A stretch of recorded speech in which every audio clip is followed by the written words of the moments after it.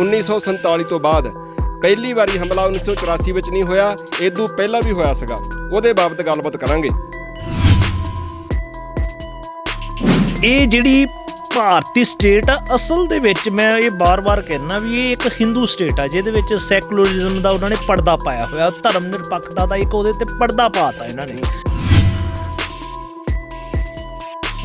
ਇੱਥੇ ਦਾ ਜਿਹੜਾ ਇਹ ਹਿੰਦੂ ਸੀਗਾ ਇੱਥੇ ਦਾ ਉਹਨੂੰ ਇੰਨਾ ਭੜਕਿਆ ਹੋਇਆ ਸੀ ਜਾਂ ਉਹਨਾਂ ਨੂੰ ਇੰਨਾ ਭੜਕਾਇਆ ਗਿਆ ਸੀ। ਉਹ ਐ ਮਤਲਬ ਹਰ ਹਿੰਦੂ ਇੱਕ ਆਪਣੇ ਆਪ ਨੂੰ ਮਤਲਬ ਉਹ ਰਾਜੇ ਵਾਂਗੂ ਟਰੀਟ ਕਰਦਾ ਸੀ, ਤਾਂ ਉਹ ਚਾਹੁੰਦਾ ਸੀ ਵੀ ਜਿਹੜਾ ਸਿੱਖ ਆ ਉਹਦੇ ਪੈਰਾਂ 'ਚ ਮਤਲਬ ਡਿੱਗ ਕੇ ਮੱਥਾ ਟੇਕੇ।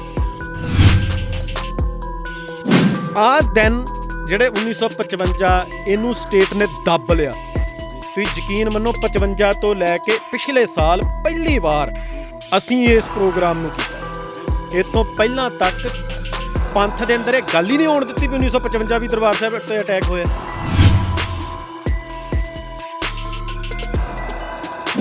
ਜਿਹੜਾ ਇੰਡੀਅਨ ਸਟੇਟ ਦਾ ਦਿੱਤਾ ਨੈਰੇਟਿਵ ਆ ਉਹਨੂੰ ਛੱਡ ਕੇ ਨਾ ਤੁਸੀਂ ਉਹਦਾ ਅਸਲ ਚਿਹਰਾ ਦੇਖਣ ਦੀ ਕੋਸ਼ਿਸ਼ ਕਰੋ, ਤੁਹਾਨੂੰ 1955 'ਚ ਦੱਸੂਗਾ।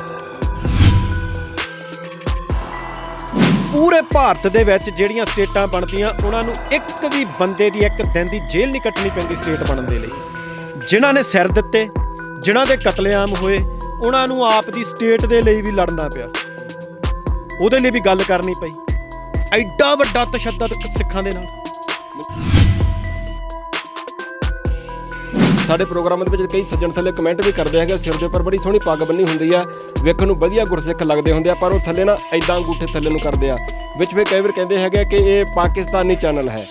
ਸੋ ਐਦਾਂ ਦੇ ਵੀ ਕਈ ਬੰਦੇ ਹੈਗੇ ਆ ਤੇ ਉਹਨਾਂ ਦੇ ਦਿਮਾਗ 'ਚ ਸਵਾਲ ਆਉਂਦਾ ਹੋਊਗਾ ਵੀ ਕਿਉਂ ਤੁਹਾਡੇ ਨਾਲ ਐਦਾਂ ਹੋ ਗਿਆ। ਉਹ ਕਹਿੰਦੇ ਠੀਕ ਹੀ ਤਾਂ ਹੈ, ਸਾਰਾ ਕੁਝ ਆਜ਼ਾਦੀ ਆ, ਕਮਾਉਂਦੇ ਆ, ਵਧੀਆ ਘਰ ਆ, ਗੱਡੀਆਂ ਆ, ਸਾਰਾ ਕੁਝ ਤਾਂ ਵਧੀਆ ਆ, ਮਨਮਰਜ਼ੀ ਦਾ ਪਾਉਂਦੇ ਆ, ਮਨਮਰਜ਼ੀ ਦਾ ਹੰਡਾਉਂਦੇ ਆ। ਕਈਆਂ ਨੂੰ ਇਹ ਲੱਗੀ ਜਾਂਦਾ ਹਾਲੇ ਵੀ। ਸਾਡੇ ਪਿੰਡ ਦੇ ਵਿੱਚ ਸਾਡੇ ਡੈਡੀ ਹੁਣੀ ਗੱਲ ਸੁਣਾਉਂਦੇ ਆ। ਉਹ ਕਹਿੰਦੇ ਵੀ ਪਿੰਡ 'ਚ ਇੱਕ ਬੰਦਾ ਸੀਗਾ, ਉਹਨਾਂ ਦਾ ਨਾ ਇੱਕ ਮੁੰਡਾ ਉਹਨਾਂ ਦੇ ਨਾਨਕਿਆਂ ਨੇ ਪਾਲਿਆ ਸੀ ਤੇ ਉਹਦੇ ਨਾਨਕਿਆਂ ਦਾ ਤੇ ਦਾਦਕਿਆਂ ਦੇ ਪਰਿਵਾਰ ਦੀ ਆਪਸ ਵਿੱਚ ਵਾਲੀ ਬਣਦੀ ਨਹੀਂ ਸੀ। ਉਹ ਨਾਨਕਿਆਂ ਨੇ ਬੱਚੇ ਦੇ ਮਾਈਂਡ ਦੇ ਵਿੱਚ ਇਹ ਗੱਲ ਬਿਠਾਤੀ ਕਿ ਤੇਰਾ ਪਿਓ ਤੇਰਾ ਦੁਸ਼ਮਣ ਆ, ਤੂੰ ਬਸ ਉਹ ਜਿੱਥੇ ਤੈਨੂੰ ਦਿਸ ਪਵੇ ਨਾ ਤੇ ਤੂੰ ਉੱਥੋਂ ਭੱਜ ਜਾਣਾ, ਨਹੀਂ ਤਾਂ ਉਹਨੇ ਤੈਨੂੰ ਮਾਰ ਦੇਣਾ। ਹਕੂਮਤ ਤੁਹਾਡੇ ਤੇ ਮੈਂ ਵੇਖਦਾ ਮਾਣ ਵੀ ਕਰਦੀ ਆ। ਮੈਂ ਕਹਿੰਦੇ ਰਾਜਨਾਥ ਸਿੰਘ ਹੋਰਾਂ ਦੇ ਰੱਖਿਆ ਮੰਤਰੀ ਉਹ ਕਹਿੰਦੇ ਕਿ ਸਿੱਖ ਜਿਹੜੇ ਖਾਲਿਸਤਾਨ ਚਾਹੁੰਦੇ ਆ, ਕਹਿੰਦੇ ਮੈਂ ਉਹਨਾਂ ਨੂੰ ਕਹਿਣਾ ਚਾਹੁੰਦਾ ਕਿ ਸਾਰੇ ਭਾਰਤ ਖਾਲਿਸਤਾਨ। ਉਹ ਇੱਦਾਂ ਦੀਆਂ ਗੱਲਾਂ ਵੀ ਕਈ ਵਾਰ ਕਰਦੇ ਹੈਗੇ ਆ। ਉਹ ਇਹ ਵੀ ਗੱਲ ਕਹਿੰਦੇ ਹੈਗੇ, ਕਹਿੰਦੇ ਵੀ ਸਿੱਖ ਸਾਡੀਆਂ ਬਾਹਾਂ ਨੇ, ਸਿੱਖਾਂ ਤੋਂ ਬਿਨਾਂ ਅਸੀਂ ਅਧੂਰੇ ਆ। ਇੱਦਾਂ ਵੀ ਕਹਿੰਦੇ ਹੈਗੇ ਫਿਰ ਤੁਹਾਨੂੰ ਕੁੱਟਦੇ ਵੀ ਆ, ਮਾਰਦੇ ਵੀ ਆ। ਕਿਉਂ ਕੁੱਟਦੇ ਆ, ਕਿਉਂ ਮਾਰਦੇ ਆ? ਇਕੱਲੇ ਪੰਜਾਬ ਦੀ ਦੁਨੀਆ ਦੇ ਵਿੱਚ ਜਿੱਥੇ ਵੀ ਸਿੱਖ ਵੱਸਦਾ ਇਸ ਧਰਤੀ ਦਾ ਜੰਮਿਆ, ਇਸ ਮਿੱਟੀ ਦਾ ਖੂਨ ਆ ਉਹਦੇ ਵਿੱਚ। ਤੇ ਜਿੱਦਣ ਇਸ ਪੰਜਾਬ ਦੀ ਜਦੋਂ ਹੱਕਾਂ ਦੀ ਲੜਾਈ ਦੀ ਗੱਲ ਹੋਊਗੀ ਤੇ ਉਹ ਜ਼ਰੂਰ ਇਸ ਧਰਤੀ ਤੇ ਪਰਤੂਗਾ ਤੇ ਉਹਦੀ ਲੜਾਈ ਦੇ ਵਿੱਚ ਜ਼ਰੂਰ ਯੋਗਦਾਨ ਪਾਊਗਾ। ਸੁਖਬੀਰ ਬਾਦਲ ਨੂੰ ਜੇ ਅੱਜ ਕਿਤੇ ਵੀ ਖੜ ਕੇ ਉਹਨੂੰ ਹਿਸਟਰੀ ਦੀ ਗੱਲ ਕਰ ਲਓ, ਮੈਂ ਕਹਿੰਦਾ ਬਹੁਤੀ ਨਾ ਕਰੋ, ਸਿਰਫ 47 ਤੋਂ ਬਾਅਦ ਅਕਾਲੀ ਦਲ ਦੀ ਹਿਸਟਰੀ ਦੀ ਗੱਲ ਕਰ ਦਿਓ ਤਾਂ ਉਹ 4 ਗੱਲਾਂ ਤੋਂ ਬਾਅਦ ਗੱਲ ਨਹੀਂ ਕਰ ਸਕਦਾ। ਇਹ ਹੁਣ ਪੰਥ ਦੀ ਸਾਰੀ એનર્ਜੀ ਜਿਹੜੀ ਪੰਥ ਨੇ ਮਾਨ ਸਾਹਿਬ ਨੂੰ ਦਿੱਤੀ ਹੈ, ਇਹ ਮਾਨ ਸਾਹਿਬ ਤੇ ਡਿਪੈਂਡ ਕਰਦਾ ਕਿ ਇਸ એનર્ਜੀ ਨੂੰ ਯੂਟਿਲਾਈਜ਼ ਕਿੱਦਾਂ ਕਰਦੇ ਨੇ। ਸਵਾਗਤ ਹੈ ਦੋਸਤੋ ਤੁਹਾਡਾ ਆਪਣਾ ਸਾਂਝਾ ਪੰਜਾਬ ਟੀਵੀ ਤੇ ਮੈਂ ਭੁਪਿੰਦਰ ਸਿੰਘ ਸੱਜਣ। ਦੋਸਤੋ ਸਿੱਖਾਂ ਦੇ ਮੁਕੱਦਸ ਅਸਥਾਨ ਸੱਚਖੰਡ ਸ੍ਰੀ ਦਰਬਾਰ ਸਾਹਿਬ ਦੇ ਉੱਪਰ ਟੈਂਕਾਂ ਤੇ ਤੋਪਾਂ ਦੇ ਨਾਲ ਭਾਰਤ ਦੀ ਸਰਕਾਰ ਨੇ ਸੰਨ 1984 ਦੇ ਵਿੱਚ ਹਮਲਾ ਕੀਤਾ ਸੀਗਾ। ਬੇਗੁਨਾਹ ਸਿੱਖ ਸੰਗਤਾਂ ਨੂੰ ਵੀ ਜਾਨੋਂ ਮਾਰ ਦਿੱਤਾ ਗਿਆ ਸੀਗਾ। ਆਪਾਂ ਸਾਰੇ ਜਾਣੇ ਜਾਣਦੇ ਹਾਂ।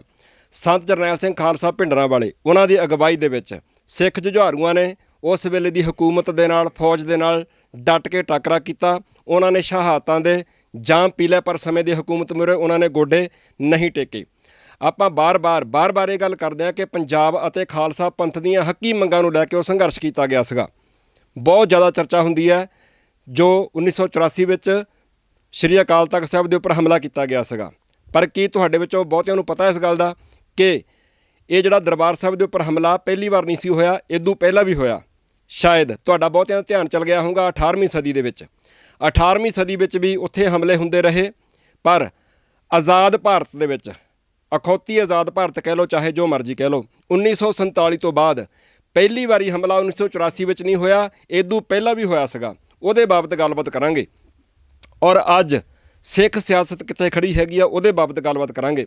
ਮੇਰੇ ਨਾਲ ਆਵਾਜ਼ੇ ਕੌਮ ਜਥੇਬੰਦੀ ਦੇ ਮੁੱਖ ਸੇਵਾਦਾਰ ਸਰਦਾਰ ਮਨਜੀਤ ਸਿੰਘ ਕਰਤਾਰਪੁਰ ਔਰ ਨੋਬਲਜੀਤ ਸਿੰਘ ਜੀ ਸਟੂਡੀਓ ਵਿੱਚ ਉਚੇਚੇ ਤੌਰ ਤੇ ਆਏ ਨੇ, ਇਹਨਾਂ ਨਾਲ ਗੱਲਬਾਤ ਕਰਾਂਗੇ। ਸੋ ਜਿਹੜਾ 1984 ਤੋਂ ਪਹਿਲਾਂ ਵੀ ਹਮਲਾ ਹੋਇਆ ਸੀਗਾ ਉੱਥੇ, ਉਦੋਂ ਵੀ ਸਿੱਖਾਂ ਨੂੰ ਨਿਸ਼ਾਨਾ ਬਣਾਇਆ ਗਿਆ ਸੀਗਾ, ਉਦੋਂ ਵੀ ਸਿੱਖਾਂ ਦਾ ਕਤਲੇਆਮ ਕੀਤਾ ਗਿਆ ਸੀਗਾ।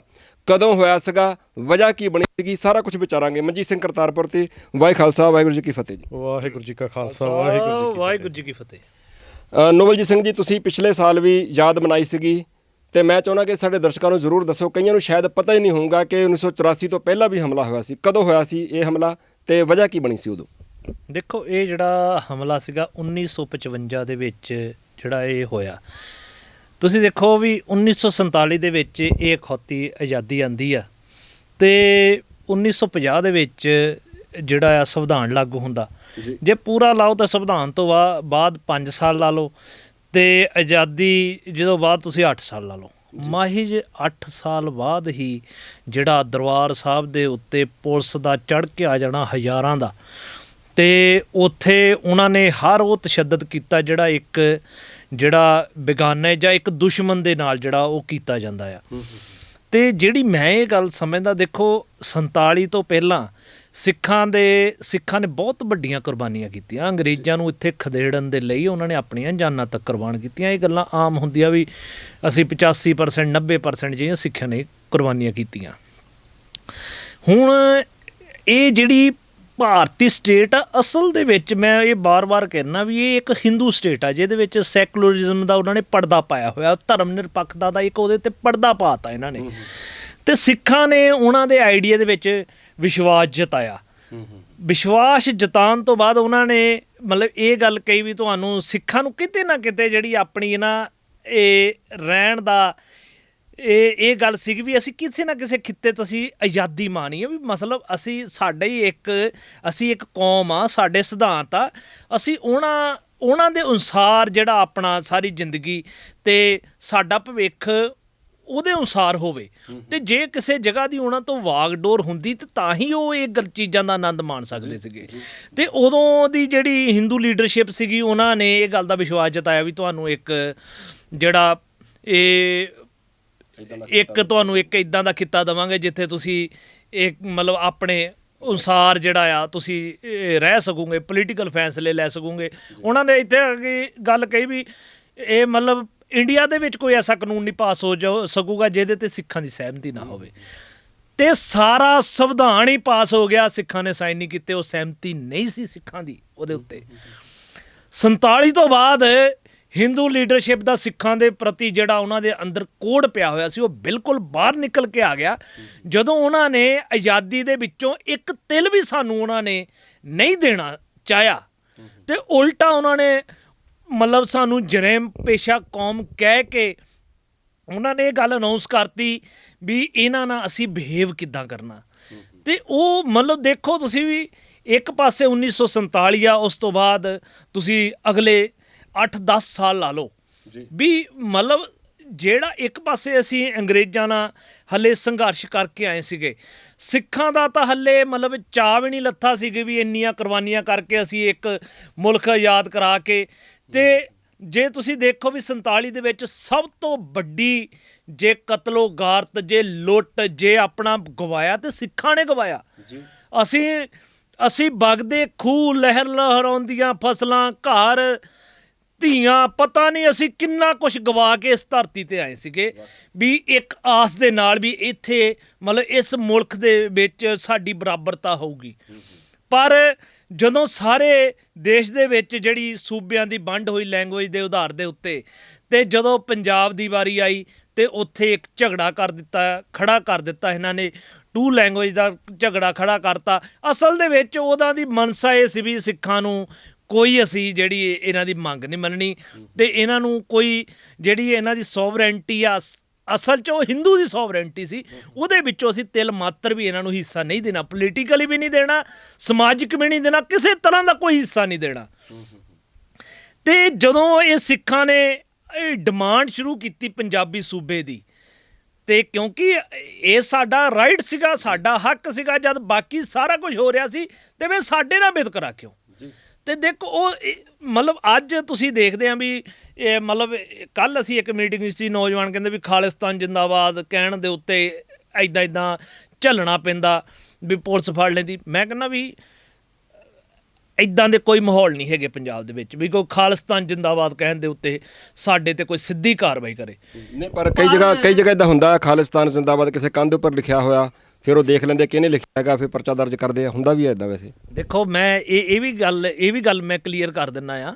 ਇਹ ਜਿਹੜੀ ਉਦੋਂ ਪੰਜਾਬੀ ਸੂਬਾ ਜਿੰਦਾਬਾਦ ਸਿਰਫ ਕਹਿਣ ਦੇ ਉੱਤੇ ਹੀ ਜਿਹੜਾ ਸੀਗਾ ਉਹਨੂੰ ਚੱਕ ਲਿਆ ਜਾਂਦਾ ਸੀ ਤੇ ਉਹਨੂੰ ਜਿਹੜੀ ਆ ਇਸ ਸਿਸਟਮ ਦਾ ਸਾਹਮਣਾ ਕਰਨਾ ਪੈਂਦਾ ਸੀਗਾ। ਤੇ ਉਹਨਾਂ ਨੇ ਇੱਕ ਸਿੱਧਾ ਥ੍ਰੈਟ ਦਿੱਤਾ ਹੋਇਆ ਸੀਗਾ ਵੀ ਜੇ ਤੁਸੀਂ ਕਹੋਗੇ ਤੇ ਅਸੀਂ ਤੁਹਾਡੇ ਨਾਲ ਬਹੁਤ ਮਾੜਾ ਕਰੂੰਗੇ। ਤੁਸੀਂ ਇਹਦੀ ਇੱਕ ਮੈਂ ਘਟਨਾ ਦੱਸਦਾ, ਇਹ ਇਕੱਲੀ ਹਕੂਮਤ ਵੱਲੋਂ ਨਹੀਂ ਸੀਗੀ। ਇੱਥੇ ਦਾ ਜਿਹੜਾ ਇਹ ਹਿੰਦੂ ਸੀਗਾ ਇੱਥੇ ਦਾ, ਉਹਨੂੰ ਇੰਨਾ ਭੜਕਿਆ ਹੋਇਆ ਸੀ ਜਾਂ ਉਹਨਾਂ ਨੂੰ ਇੰਨਾ ਭੜਕਾਇਆ ਗਿਆ ਸੀ। ਉਹ ਐ ਮਤਲਬ ਹਰ ਹਿੰਦੂ ਇੱਕ ਆਪਣੇ ਆਪ ਨੂੰ ਮਤਲਬ ਉਹ ਰਾਜੇ ਵਾਂਗੂ ਟਰੀਟ ਕਰਦਾ ਸੀ। ਤਾਂ ਉਹ ਚਾਹੁੰਦਾ ਸੀ ਵੀ ਜਿਹੜਾ ਸਿੱਖ ਆ ਉਹਦੇ ਪੈਰਾਂ 'ਚ ਮਤਲਬ ਡਿੱਗ ਕੇ ਮੱਥਾ ਟੇਕੇ।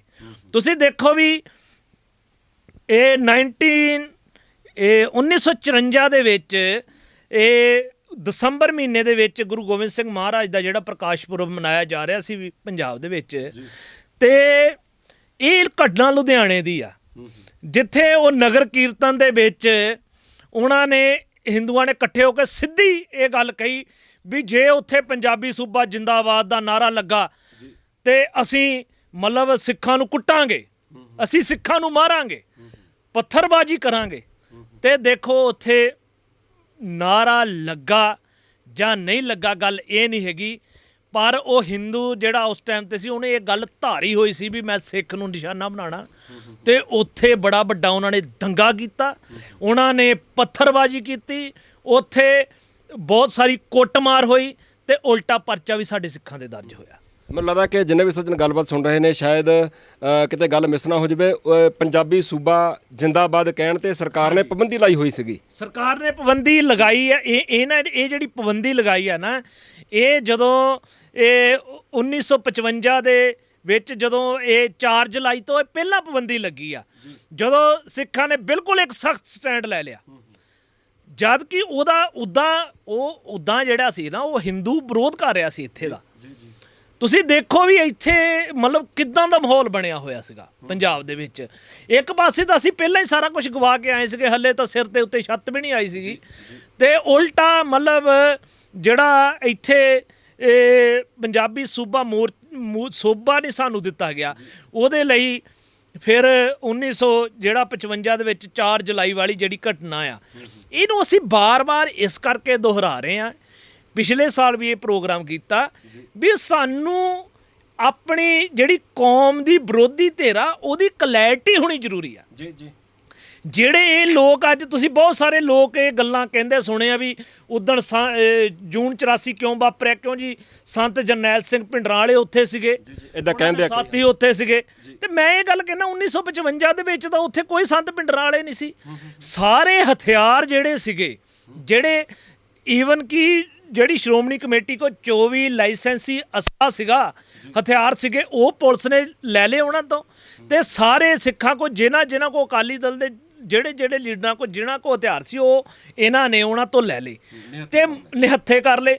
ਤੇ ਜਿਹੜਾ ਉਦੋਂ ਅਕਾਲੀ ਦਲ ਦੀ ਜਿਹੜੀ ਅਗਵਾਈ ਆ ਮਾਸਟਰ ਤਾਰਾ ਸਿੰਘ ਕਰ ਰਹੇ ਸੀ, ਉਹਨਾਂ ਦੇ ਘਰੋਂ ਉਹਨਾਂ ਦੀ ਇੱਕ ਰਿਵਾਲਵਰ ਤੇ ਇੱਕ ਜਿਹੜੀ ਉਹਨਾਂ ਦੀ ਗਨ ਸੀਗੀ ਉਹ ਚੱਕ ਕੇ ਲੈ ਗਏ ਇਹ, ਹੈ ਨਾ। ਸਿੱਖਾਂ ਤੋਂ ਕੋਈ ਨਹੀਂ ਸੀ, ਨਾ ਸਿੱਖਾਂ ਦੀ ਮਨਸਾ ਸੀ ਇੱਦਾਂ ਦੀ ਕੋਈ ਵੀ, ਕਿਉਂਕਿ ਸੰਤ ਜਰਨੈਲ ਸਿੰਘ ਤਾਂ ਮਤਲਬ ਉਹਨਾਂ ਨੇ ਤਾਂ ਇੱਕ ਆਰ ਪਾਰ ਦੀ ਇੱਕ ਲੜਾਈ ਛੇੜੀ ਹੋਈ ਸੀ ਨਾ। ਉਹਨਾਂ ਨੂੰ ਸਾਰਾ ਕੁਝ ਮਤਲਬ ਆਰ ਪਾਰ ਦਿਸਦਾ ਸੀ, ਦੁਸ਼ਮਣ ਉਹਨਾਂ ਨੂੰ ਕਲੀਅਰ ਸੀ, ਉਹਦੇ ਵਿੱਚ ਕੋਈ ਸਮੱਸਿਆ ਨਹੀਂ ਸੀਗੀ। ਪਰ ਇੱਥੇ ਅਸੀਂ ਮਤਲਬ ਕਿਉਂਕਿ ਵੰਡ ਤੋਂ ਬਾਅਦ ਬੜਾ ਵਿਸ਼ਵਾਸ ਸੀਗਾ ਵੀ ਮਤਲਬ ਇੰਨਾ ਲੰਮਾ ਸਮਾਂ ਅਸੀਂ ਅੰਗਰੇਜ਼ਾਂ ਦੇ ਨਾਲ 100 ਸਾਲ ਲੜੇ, ਤੇ 100 ਸਾਲ ਲੜਨ ਤੋਂ ਬਾਅਦ ਉਹ ਦਿਨ ਆਇਆ ਤੇ ਉਹ ਦਿਨ 10 ਦਿਨਾਂ ਦੇ ਵਿੱਚ ਹੀ ਗੁਲਾਮੀ 'ਚ 10 ਸਾਲਾਂ ਦੇ ਵਿੱਚ ਉਹ ਗੁਲਾਮੀ ਗਹਿਰੀ 'ਚ ਤਬਦੀਲ ਹੋ ਗਿਆ। ਇਹ ਮਤਲਬ ਉਹ ਇਹ ਗੱਲ ਨੂੰ ਮਹਿਸੂਸ ਨਹੀਂ ਕਰ ਸਕਦੀ ਸੀ ਉਸ ਟਾਈਮ ਤੇ ਲੀਡਰਸ਼ਿਪ, ਉਹ ਮਨੋ ਪ੍ਰਵਾਨ ਕਰਨ ਨੂੰ ਨਹੀਂ ਤਿਆਰ ਸੀਗੀ। ਤੇ ਉਸ ਟਾਈਮ ਮਤਲਬ ਇਹ ਮੈਂ ਗੱਲ ਕਹਿਣੀ ਚਾਹੁੰਦਾ ਵੀ ਉਦੋਂ ਤਾਂ ਸੰਤ ਜਰਨੈਲ ਸਿੰਘ ਭਿੰਡਰਾਂ ਵਾਲੇ ਉੱਥੇ ਨਹੀਂ ਸੀਗੇ ਨਾ, ਉੱਥੇ ਕੋਈ ਸੀਗਾ। ਫਿਰ ਦਰਬਾਰ ਸਾਹਿਬ ਤੇ ਕਿਉਂ ਮਤਲਬ ਹਮਲਾ ਹੋਇਆ, ਫਿਰ ਕਿਉਂ ਉੱਥੇ ਫੌਜ ਜਿਹੜੀ ਆ ਮਤਲਬ ਉਹਨਾਂ ਦੀਆਂ ਉੱਥੇ ਫਲੈਗ ਮਾਰਚ ਹੋਏ, ਮਤਲਬ 3 ਜੁਲਾਈ ਦੀ ਰਾਤ ਤੇ 4 ਜੁਲਾਈ ਦੀ ਸਵੇਰੇ ਬਹੁਤ ਵੱਡੀ ਫੋਰਸ ਨੇ, ਜਦੋਂ ਸੰਗਤਾਂ ਸਿਮਰਨ ਕਰ ਰਹੀਆਂ ਸੀਗੀਆਂ, ਬੀਬੀਆਂ ਸੀਗੀਆਂ, ਉਹਨਾਂ ਨੇ ਗੁਰਦੁਆਰਾ ਮੰਜੀ ਸਾਹਿਬ ਦੇ ਉੱਤੇ ਅਟੈਕ ਕਰਤਾ, ਕਿਉਂਕਿ ਵੱਡੀ ਗਿਣਤੀ ਉਹ ਖੁੱਲੀ ਜਗ੍ਹਾ ਸੀ, ਉੱਥੇ ਸੰਗਤ ਸੀਗੀ, ਤੇ ਉਹਨਾਂ ਨੇ ਉਹ ਸਵੇਰੇ ਅਟੈਕ ਕਰਤਾ। ਫਿਰ ਉਹਨਾਂ ਨੇ ਮਤਲਬ ਉੱਥੇ ਆਂਸੂ ਗੈਸ ਦੇ ਗੋਲੇ ਸਿੱਟੇ, ਫਿਰ ਉਹਨਾਂ ਨੇ ਮਤਲਬ ਹਰ ਤਰ੍ਹਾਂ ਦੀ ਮਰਿਆਦਾ ਉੱਥੇ ਭੰਗ ਕੀਤੀ। ਕਹਿੰਦੇ ਨਾ ਸੰਤ ਜਰਨੈਲ ਸਿੰਘ ਭਿੰਡਰਾਂ ਵਾਲਿਆਂ ਨੇ ਉਹਦੀ ਮਰਿਆਦਾ ਭੰਗ ਕਰਤੀ ਦਰਬਾਰ ਸਾਹਿਬ ਦੀ। ਦਰਬਾਰ ਸਾਹਿਬ ਦੀ ਮਰਿਆਦਾ ਸੰਤ ਜਰਨੈਲ ਸਿੰਘ ਖਾਲਸਾ ਭਿੰਡਰਾਂ ਵਾਲਿਆਂ ਨੇ ਨਹੀਂ ਕੀਤੀ, ਉਹਦੀ ਮਰਿਆਦਾ ਸਟੇਟ ਨੇ ਭੰਗ ਕੀਤੀ। ਉਹਨਾਂ ਨੇ 1955 ਚ ਭੰਗ ਕੀਤੀ, ਉਹਨਾਂ ਨੇ 1984 ਚ ਭੰਗ ਕੀਤੀ ਇਹ ਮਰਿਆਦਾ ਉਹਨਾਂ ਨੇ। ਇਹ ਇਸ ਕਰਕੇ ਅਸੀਂ ਇਹ ਗੱਲ ਨੂੰ ਬਾਰ-ਬਾਰ ਲੈ ਕੇ ਆ ਰਹੇ ਹਾਂ ਵੀ ਇਹ ਸਟੇਟ ਦਾ ਖਾਸਾ ਜਿਹੜਾ ਕੌਮ ਨੂੰ ਸਮਝ ਲੱਗੇ, ਕੌਮ ਨੂੰ ਪਤਾ ਲੱਗੇ ਵੀ ਅਸੀਂ ਸਾਡੇ ਦੁਸ਼ਮਣ ਕੌਣ ਆ, ਅਸੀਂ ਗੁਲਾਮ ਕਿੱਦਾਂ, ਤੇ ਸਾਨੂੰ ਆਜ਼ਾਦੀ ਕਿਉਂ ਚਾਹੀਦੀ ਹੈ। ਵਾਕਈ ਮੈਂ ਮਨਜੀਤ ਸਿੰਘ ਕਰਤਾਰਪੁਰ ਜੀ ਤੁਹਾਡੇ ਕੋਲ ਵੀ ਆਉਣਾ ਚਾਹੁੰਦਾ ਹੈਗਾ। ਜਿਵੇਂ ਵੀਰ ਹੋਰਾਂ ਨੇ ਕਾਫੀ ਮੈਨੂੰ ਲੱਗਦਾ ਵਿਸਥਾਰ ਦੇ ਵਿੱਚ ਸਮਝਾਇਆ ਹੈਗਾ, ਔਰ ਬਹੁਤ ਸਾਰੇ ਲੋਕਾਂ ਨੂੰ ਇਸ ਗੱਲ ਦੀ ਜ਼ਰੂਰ ਮੈਨੂੰ ਲੱਗਦਾ ਕਿ ਸਮਝ ਆ ਰਹੀ ਹੈਗੀ ਆ, ਕਿਉਂਕਿ ਹੁਣ ਜਦੋਂ ਜਿਹੜਾ ਨਵਾਂ ਯੂਥ ਹੈਗਾ, ਜਦੋਂ ਆਪਾਂ ਉਹਨਾਂ ਨਾਲ ਗੱਲਬਾਤ ਕਰਦੇ ਹਾਂ ਤੇ ਕਾਫੀ ਹੱਦ ਤੱਕ ਮੈਨੂੰ ਇਹ ਲੱਗਦਾ ਸੋਸ਼ਲ ਮੀਡੀਆ ਦਾ ਯੁੱਗ ਆ, ਲੋਕ ਪੋਸਟਾਂ ਵੀ ਸ਼ੇਅਰ ਕਰਦੇ ਆ, ਸੋ ਉਹਨਾਂ ਦੀ ਅੰਦਰਲੀ ਜਿਹੜੀ ਭਾਵਨਾ ਹੈਗੀ ਉਹ ਸਮਝ ਆ ਰਹੀ ਹੈ ਵੀ ਉਹ ਕੀ ਸਮਝਦੇ ਆ। ਉਹਨਾਂ ਨੂੰ ਹੁਣ ਮੈਨੂੰ ਲੱਗਦਾ ਮਾੜਾ ਮਾੜਾ ਕਲੀਅਰ ਹੋਣ ਲੱਗ ਪਿਆ ਵੀ ਤੁਹਾਡਾ ਅਸਲ ਵਿੱਚ ਦੁਸ਼ਮਣ ਕੌਣ ਹੈ। ਪਰ ਆਪਾਂ ਫਿਰ ਵੀ ਵੇਖਦੇ ਹਾਂ ਕਿ ਪੰਜਾਬ ਦੇ ਵਿੱਚ ਕਈ ਵਾਰੀ ਤੁਸੀਂ ਬਾਦਲ ਕਿਆ ਨਹੀਂ ਲੜੀ ਜਾਂਦੇ ਆ, ਕੈਪਟਨ ਅਮਰਿੰਦਰ ਸਿੰਘ ਨਾਲ ਹੀ ਖੇਬੜੀ ਜਾਂਦੇ ਆ, ਆਮ ਆਦਮੀ ਪਾਰਟੀ ਵਾਲਾ ਆ ਗਿਆ, ਹੁਣ ਭਗਵੰਤ ਮਾਨ, ਇਹਨਾਂ ਨਾਲ ਹੀ ਖੇਬੜੀ ਜਾਂਦੇ ਆ, ਪਰ ਅਗਲੇ ਦਿੱਲੀ ਬੈਠੇ ਨਜ਼ਾਰੇ ਲਈ ਜਾਂਦੇ ਆ। ਕੀ ਕਹਿਣਾ ਚਾਹੁੰਦੇ ਹੋ? ਲੱਗਦਾ ਤੁਹਾਨੂੰ ਕਿ ਵਾਕਈ ਜਿਹੜੀ ਇਹ ਗੱਲ ਹੈਗੀ ਆ ਸਮਝਾਉਣ ਲਈ ਕਾਫੀ ਆ, ਜਿਹੜੀ ਵੀਰ ਹੋਰਾਂ ਨੇ ਸਮਝਾਈ ਹੈ ਕਿ ਉਦੋਂ ਸੰਤ ਜਰਨੈਲ ਸਿੰਘ ਭਿੰਡਰਾਂ ਵਾਲੇ ਜੇ ਉੱਥੇ ਸੀਗੇ ਤਾਂ ਪੰਜਾਬੀ ਸੂਬੇ ਵੇਲੇ ਤਾਂ ਉੱਥੇ ਸੰਤ ਭਿੰਡਰਾਂ ਵਾਲੇ ਹੈ ਨਹੀਂ ਸੀਗੇ, ਫਿਰ ਹਮਲਾ ਕਿਉਂ ਹੋਇਆ? ਜਿਹੜੇ ਰਹਿ ਗਏ ਆ ਜਿਨ੍ਹਾਂ ਨੂੰ ਲੱਗਦਾ ਕਿ ਨਹੀਂ ਕੋਈ ਵੱਡੀ ਗੱਲ ਨਹੀਂ ਹੈਗੀ, ਇਹ ਸਿੱਖ ਥੋੜ੍ਹਾ ਜਿਹਾ ਨਾ ਹੋਰ ਤਰ੍ਹਾਂ ਜਿਹਾ ਕਰਦੇ ਹੈਗੇ ਵੀ ਜਿਹੜੇ ਤੁਹਾਨੂੰ ਵਧੀਆ ਨਹੀਂ ਸਮਝਦੇ ਹੈਗੇ, ਤੁਹਾਨੂੰ ਲੱਗਦਾ ਕਿ ਤੁਸੀਂ ਵਧੀਆ ਤਰੀਕੇ ਨਾਲ ਉਹਨਾਂ ਨੂੰ ਵੀ ਸਮਝਾ ਸਕਦੇ ਆ ਆਪਣਾ ਪੱਖ? ਦੇਖੋ ਅਸੀਂ ਇਹ ਮਹਿਸੂਸ ਕਰਦੇ ਹਾਂ ਵੀ ਜਿਹੜਾ ਅੱਜ ਦਾ ਖਾਸ ਕਰਕੇ ਸਮਾਂ ਆ, ਵੈਸੇ ਤੇ ਸ਼ੁਰੂ ਤੋਂ ਹੀ ਜਦੋਂ ਤੋਂ ਹੀ ਕਾਇਨਾਤ ਦੀ ਸਿਰਜਣਾ ਹੋਈ ਆ, ਸਾਰੀਆਂ ਚੀਜ਼ਾਂ ਸਾਡੀ ਮਾਨਸਿਕਤਾ, ਸਮਝ ਤੇ ਸੋਝੀ ਦੇ ਨਾਲ ਜੁੜੀਆਂ ਹੁੰਦੀਆਂ ਜੀ। ਸੋਝੀ ਦੇ ਉੱਤੇ ਅਸਰ ਪਾਉਣ ਦੇ ਲਈ ਸਮੇਂ-ਸਮੇਂ ਦੇ ਉੱਤੇ, ਜਦੋਂ ਪਹਿਲਾਂ ਸਮੇਂ ਸੀਗੇ ਉਦੋਂ ਬੰਦੇ ਨੂੰ ਫਿਜ਼ੀਕਲੀ ਇੱਦਾਂ ਟੌਰਚਰ ਕੀਤਾ ਜਾਂਦਾ ਸੀਗਾ ਕਿ ਉਹਦੇ ਮਾਈਂਡ ਦੇ ਉੱਤੇ ਅਸਰ ਹੁੰਦਾ ਸੀ ਉਹਨਾਂ ਚੀਜ਼ਾਂ ਦਾ। ਉਹ ਗੁਲਾਮੀ ਦਾ ਅਹਿਸਾਸ ਉਹਨਾਂ ਨੂੰ ਜੰਗਲਾਂ ਆਪਣੇ ਸੰਗਲਾਂ 'ਚ ਜਕੜ ਕੇ ਜਾਂ ਉਹਨਾਂ ਦੇ ਪਰਿਵਾਰਾਂ ਨੂੰ ਟੌਰਚਰ ਕਰਕੇ ਜਿਤਾਇਆ ਜਾਂਦਾ ਸੀ ਵੀ ਤੁਸੀਂ ਗੁਲਾਮ ਹੋ ਤਾਂ ਸਾਡੇ ਬਣ ਕੇ ਰਹਿਣਾ ਜੀ, ਹੈ ਨਾ। ਤਾਂ ਜਿੱਦਾਂ ਸਮਾਂ ਤਬਦੀਲ ਹੋਇਆ, ਕਿਉਂਕਿ ਜਿਹੜਾ ਅੱਜ ਦਾ ਸਮਾਂ ਆ, ਇੱਥੇ ਬੰਦੇ ਦੀ ਬੁੱਧੀ ਬਹੁਤ ਹੱਦ ਤੱਕ ਡਿਵੈਲਪ ਹੋ ਚੁੱਕੀ ਆ ਜੀ। ਤੇ ਹੁਣ ਜਿਹੜੀ ਜੰਗ ਆ, ਲੜਾਈ ਆ, ਉਹ ਵੀ ਸਿੱਧੀ ਸਰੀਰਾਂ ਤੋਂ ਆਰ-ਪਾਰ ਹੋ ਕੇ ਹੁਣ ਦਿਮਾਗਾਂ ਤੱਕ ਦੀ ਹੋ ਗਈ ਆ। ਤੋ ਸਾਰੀ ਜਿਹੜੀ ਜੰਗ ਹੈ ਉਹ ਮਾਨਸਿਕਤਾ ਦੀ ਆ। ਤੋ ਸਿੱਖਾਂ ਦੀ ਮਾਨਸਿਕਤਾ ਤੇ ਇੱਥੇ ਦੂਜੀ ਜਿਹੜੀ ਧਿਰ ਦੇ ਥੱਲੇ ਅਸੀਂ ਜਿਹਦੇ ਜੂਲੇ ਦੇ ਥੱਲੇ ਰਹਿ ਰਹੇ ਹਾਂ, ਉਹਦੀ ਮਾਨਸਿਕਤਾ ਦੇ ਨਖੇੜੇ 47 ਤੋਂ ਬਾਅਦ 'ਚ ਖੁੱਲ੍ਹ ਖੁੱਲ੍ਹੇ ਹੋਣੇ ਸ਼ੁਰੂ ਹੋ ਗਏ ਜੀ। ਪਰ ਇਸ ਚੀਜ਼ ਦੇ ਵਿੱਚ ਜਿਹੜੀ ਸਿੱਖ ਮਾਨਸਿਕਤਾ ਆ, ਕਿਉਂਕਿ ਉਹਦੇ ਅੰਦਰ ਕਰਪਸ਼ਨ ਨਹੀਂ ਹੈ। ਕਹਿੰਦੇ ਉਹਨਾਂ ਨੂੰ ਵੀ ਭੋਲਾ ਬੰਦਾ ਦਗਾ ਕਰ ਨਹੀਂ ਸਕਦਾ, ਪਰ ਉਹ ਦਗੇ ਦਾ ਸ਼ਿਕਾਰ ਹੋ ਸਕਦਾ, ਹੈ ਨਾ। ਤਾਂ ਕਿਉਂਕਿ ਸਿੱਖਾਂ ਦੇ ਅੰਦਰ ਕਰਪਸ਼ਨ ਨਹੀਂ ਆ, ਤੇ ਉਹ ਆਪ ਦੇ ਵਿਰੋਧੀ ਦੀ ਕਰਪਸ਼ਨ ਨੂੰ ਉਸ ਤਰ੍ਹਾਂ ਉਹਨਾਂ ਨੇ ਕਦੀ ਮਹਿਸੂਸ ਹੀ ਨਹੀਂ ਕੀਤਾ ਸੀ, ਜਾਂ ਉਹਨਾਂ ਨੂੰ ਇਹ ਸਿਆ ਹੀ ਨਹੀਂ, ਘਟਨਾਵਾਂ ਹੀ ਇੰਨੀ ਤੇਜ਼ੀ ਨਾਲ ਵਾਪਰੀਆਂ। ਤੁਸੀਂ ਇਹ ਮਹਿਸੂਸ ਕਰੋ, ਮੈਂ ਥੋੜ੍ਹੀ ਜਿਹੀ ਗੱਲ ਨੂੰ ਬੈਕ ਐਂਡ ਤੋਂ ਸ਼ੁਰੂ ਕਰਨੀ ਚਾਹੁੰਦਾ, ਜੇ ਇਹਨੂੰ ਆਪਾਂ ਥੋੜ੍ਹਾ ਹੋਰ ਸਮਝਣਾ ਚੰਗੀ ਤਰ੍ਹਾਂ ਗੱਲ ਨੂੰ। ਇੱਕ ਐਸਾ ਖਿੱਤਾ ਜਿਹੜਾ ਕੋਈ ਮੁਲਕ ਨਹੀਂ ਸੀ, ਰਿਆਸਤਾਂ ਦੇ ਥੱਲੇ ਸੀ, ਰਾਜਿਆਂ ਦੇ ਥੱਲੇ ਸੀ, ਉੱਥੇ ਜਿਹੜੇ ਬ੍ਰਿਟਿਸ਼ ਲੋਕ ਆ ਉਹ ਜਦੋਂ ਐਂਟਰ ਕਰਦੇ ਆ ਤੇ ਉਹ ਜਿਸ ਖਿੱਤੇ 'ਚ ਐਂਟਰ ਕਰਦੇ ਆ ਉੱਥੇ ਉਹ 100 ਸਾਲ ਰਾਜ ਕਰਦੇ। ਹਾਂਜੀ, ਉਹਨਾਂ ਦਾ ਟਾਰਗੇਟ ਪੰਜਾਬ ਸੀ, ਮਹਾਰਾਜਾ ਰਣਜੀਤ ਸਿੰਘ ਦਾ ਪੰਜਾਬ ਜਿਹੜਾ ਆ। ਪਰ ਉਸ ਜਗ੍ਹਾ ਦੇ ਉੱਤੇ ਕਾਬਜ਼ ਹੋਣ ਨੂੰ ਉਹਨਾਂ ਨੂੰ 100 ਸਾਲ ਹੋਰ ਵੇਟ ਕਰਨੀ ਪਈ ਜੀ। ਮੇਰੇ ਕਹਿਣ ਦਾ ਭਾਵ, ਬਹੁਤ ਸਾਰੇ ਲੋਕਾਂ ਨੂੰ ਇਹ ਲੱਗਦਾ ਵੀ ਗੋਰਿਆਂ ਨੇ ਸਾਡੇ ਤੇ 100 ਸਾਲ ਰਾਜ ਕੀਤਾ। ਉਹ ਸਾਰੇ ਇੰਡੀਆ 'ਚ ਇਹ ਗੱਲ ਚੱਲੀ ਜਾਂਦੀ 100 ਸਾਲ ਨਹੀਂ, ਇੰਡੀਆ ਤੇ 200 ਸਾਲ ਕੀਤਾ। 100 ਸਾਲ ਸਿਰਫ ਪੰਜਾਬ ਤੇ ਕੀਤਾ ਜੀ। ਔਰ ਉਹ 100 ਸਾਲ ਵੀ ਰਾਜ ਉਹਨਾਂ ਨੇ ਐਂ ਹੀ ਨਹੀਂ ਕਰ ਲਿਆ ਸੌਖਾ। 100 ਸਾਲ ਪੰਜਾਬ ਨੇ ਸੰਘਰਸ਼ ਹੀ ਲੜਿਆ ਉਹਨਾਂ ਦੀ ਗੁਲਾਮੀ ਨੂੰ ਐਕਸੈਪਟ ਨਹੀਂ ਕੀਤਾ, ਜਦ ਕਿ ਬਾਕੀ ਪੂਰਾ ਜਿਹੜਾ ਅੱਜ ਇੰਡੀਆ ਕਹਾਉਂਦਾ ਆ ਉਸ ਟਾਈਮ ਤੇ ਨਹੀਂ ਸੀ ਇੰਡੀਆ, ਉਦੋਂ ਤੇ ਰਿਆਸਤਾਂ ਸੀ। ਜਿਹੜਾ ਅੱਜ ਇੰਡੀਆ ਕਹਾਉਂਦਾ ਉਹ ਉਸ ਟਾਈਮ ਤੇ 100 ਸਾਲ ਪਹਿਲਾਂ ਦਾ ਸਾਡੇ ਤੋਂ ਗੁਲਾਮੀ ਐਕਸੈਪਟ ਕਰ ਚੁੱਕਾ ਸੀ। ਇਹਦੇ ਪ੍ਰੂਫ ਆ ਕਿ ਲੜੇ ਕੌਣ, ਇਹਦੇ ਪ੍ਰੂਫ ਆ ਜਿਹਨਾਂ ਨੇ ਐਕਸੈਪਟ ਕੀਤਾ ਉਹ ਤਾਂ ਲੜੇ ਨਹੀਂ। ਅਸੀਂ ਅੰਗਰੇਜ਼ਾਂ ਨਾਲ ਲੜ ਕੇ ਆਪਣੀਆਂ ਸ਼ਹਾਦਤਾਂ ਦੇ ਕੇ ਅਸੀਂ ਆਪ ਦੇ ਖਿੱਤੇ ਨੂੰ ਆਜ਼ਾਦ ਕਰਾਇਆ। ਆਜ਼ਾਦ ਕਰਾ ਕੇ ਜਦੋਂ ਰਾਜ ਕਰਨ ਦੀ ਵਾਰੀ ਆਈ ਤੇ ਜਿਨ੍ਹਾਂ ਦੇ ਕੋਲ ਬੁੱਧੀ ਸੀ, ਬੌਧਿਕ ਤਲ ਦੀ ਸਮਰੱਥਾ ਸੀ, ਪੋਲੀਟੀਕਲ ਪਾਵਰ ਨੂੰ ਸਮਝਣ ਦੀ, ਚਾਤਰ ਸੀਗੇ ਇਸ ਚੀਜ਼ ਦੇ ਵਿੱਚ, ਉਹਨਾਂ ਨੇ ਸਾਡੀ ਲੀਡਰਸ਼ਿਪ ਨੂੰ ਵਰਗਲਾ ਲਿਆ। ਉਹਨਾਂ ਨੂੰ ਉਹਦੇ ਪੋਜ਼ਿਟਿਵ ਦੱਸੇ ਕਿ ਇਕੱਠੇ ਰਵਾਂਗੇ ਤੇ ਕੀ ਫਾਇਦੇ ਹੋਣਗੇ। ਸ਼ਾਇਦ ਮੈਨੂੰ ਲੱਗਦਾ ਕਿ ਉਹਨਾਂ ਨੇ ਗੁਲਾਮੀ ਹੰਢਾਈ ਹੋਈ ਸੀ, ਉਹਨਾਂ ਨੂੰ ਪਤਾ ਸੀਗਾ ਕਿ ਗੁਲਾਮੀ ਹੁੰਦੀ ਕੀ ਹੈ ਤੇ ਆਜ਼ਾਦੀ ਦੇ ਮਾਇਨੇ ਕੀ ਹੁੰਦੇ ਆ। ਸ਼ਾਇਦ ਇਸ ਕਰਕੇ ਵੀ ਉਹਨਾਂ ਨੇ ਸੋਚਿਆ ਵੀ ਆਜ਼ਾਦੀ ਆਪਾਂ ਲੈ ਲਈਏ। ਬਿਲਕੁਲ, ਕਿਉਂਕਿ ਬਹੁਤ ਲੰਮਾ ਅਰਸਾ ਦੀ ਗੁਲਾਮੀ, ਹਜ਼ਾਰਾਂ ਸਾਲਾਂ ਦੀ ਗੁਲਾਮੀ ਹੈ ਨਾ, ਕੋਈ ਮਤਲਬ ਇੱਥੇ ਤੇ ਕੋਈ ਇਦਾਂ ਦੀ ਗੱਲ ਹੀ ਨਹੀਂ ਸੀ। ਹਜੇ ਚੰਦ ਸਾਲ ਪਹਿਲਾਂ ਤੱਕ ਤੇ ਆਪਦੇ ਅਸੀਂ ਰਾਜੇ ਸੀਗੇ ਉਸ ਜਗ੍ਹਾ ਤੇ। ਤੇ ਸਿੱਖਾਂ ਦੀ ਬਿਰਤੀ ਵੀ ਆ, ਸਿੱਖ ਕਿਉਂਕਿ ਅਸੀਂ ਅਕਾਲ ਦੇ ਪੁਜਾਰੀਆਂ ਤੇ ਸਿੱਖ ਕਦੇ ਆਪਣੇ ਆਪ ਨੂੰ ਗੁਲਾਮ ਮੰਨਦਾ ਹੀ ਨਹੀਂ ਹੈ ਨਾ।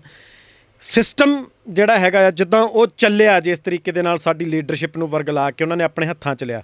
ਹਜੇ ਚੰਦ ਸਮਾਂ ਪਹਿਲਾਂ ਤੁਸੀਂ ਸ਼ਹਾਦਤਾਂ ਦੇ ਕੇ ਤੇ ਤੁਸੀਂ ਇੱਕ ਆਪਣੇ ਆਜ਼ਾਦੀ ਦੇ ਲਈ ਤੁਸੀਂ ਕੁਰਬਾਨੀਆਂ ਕਰਦੇ ਹੋ।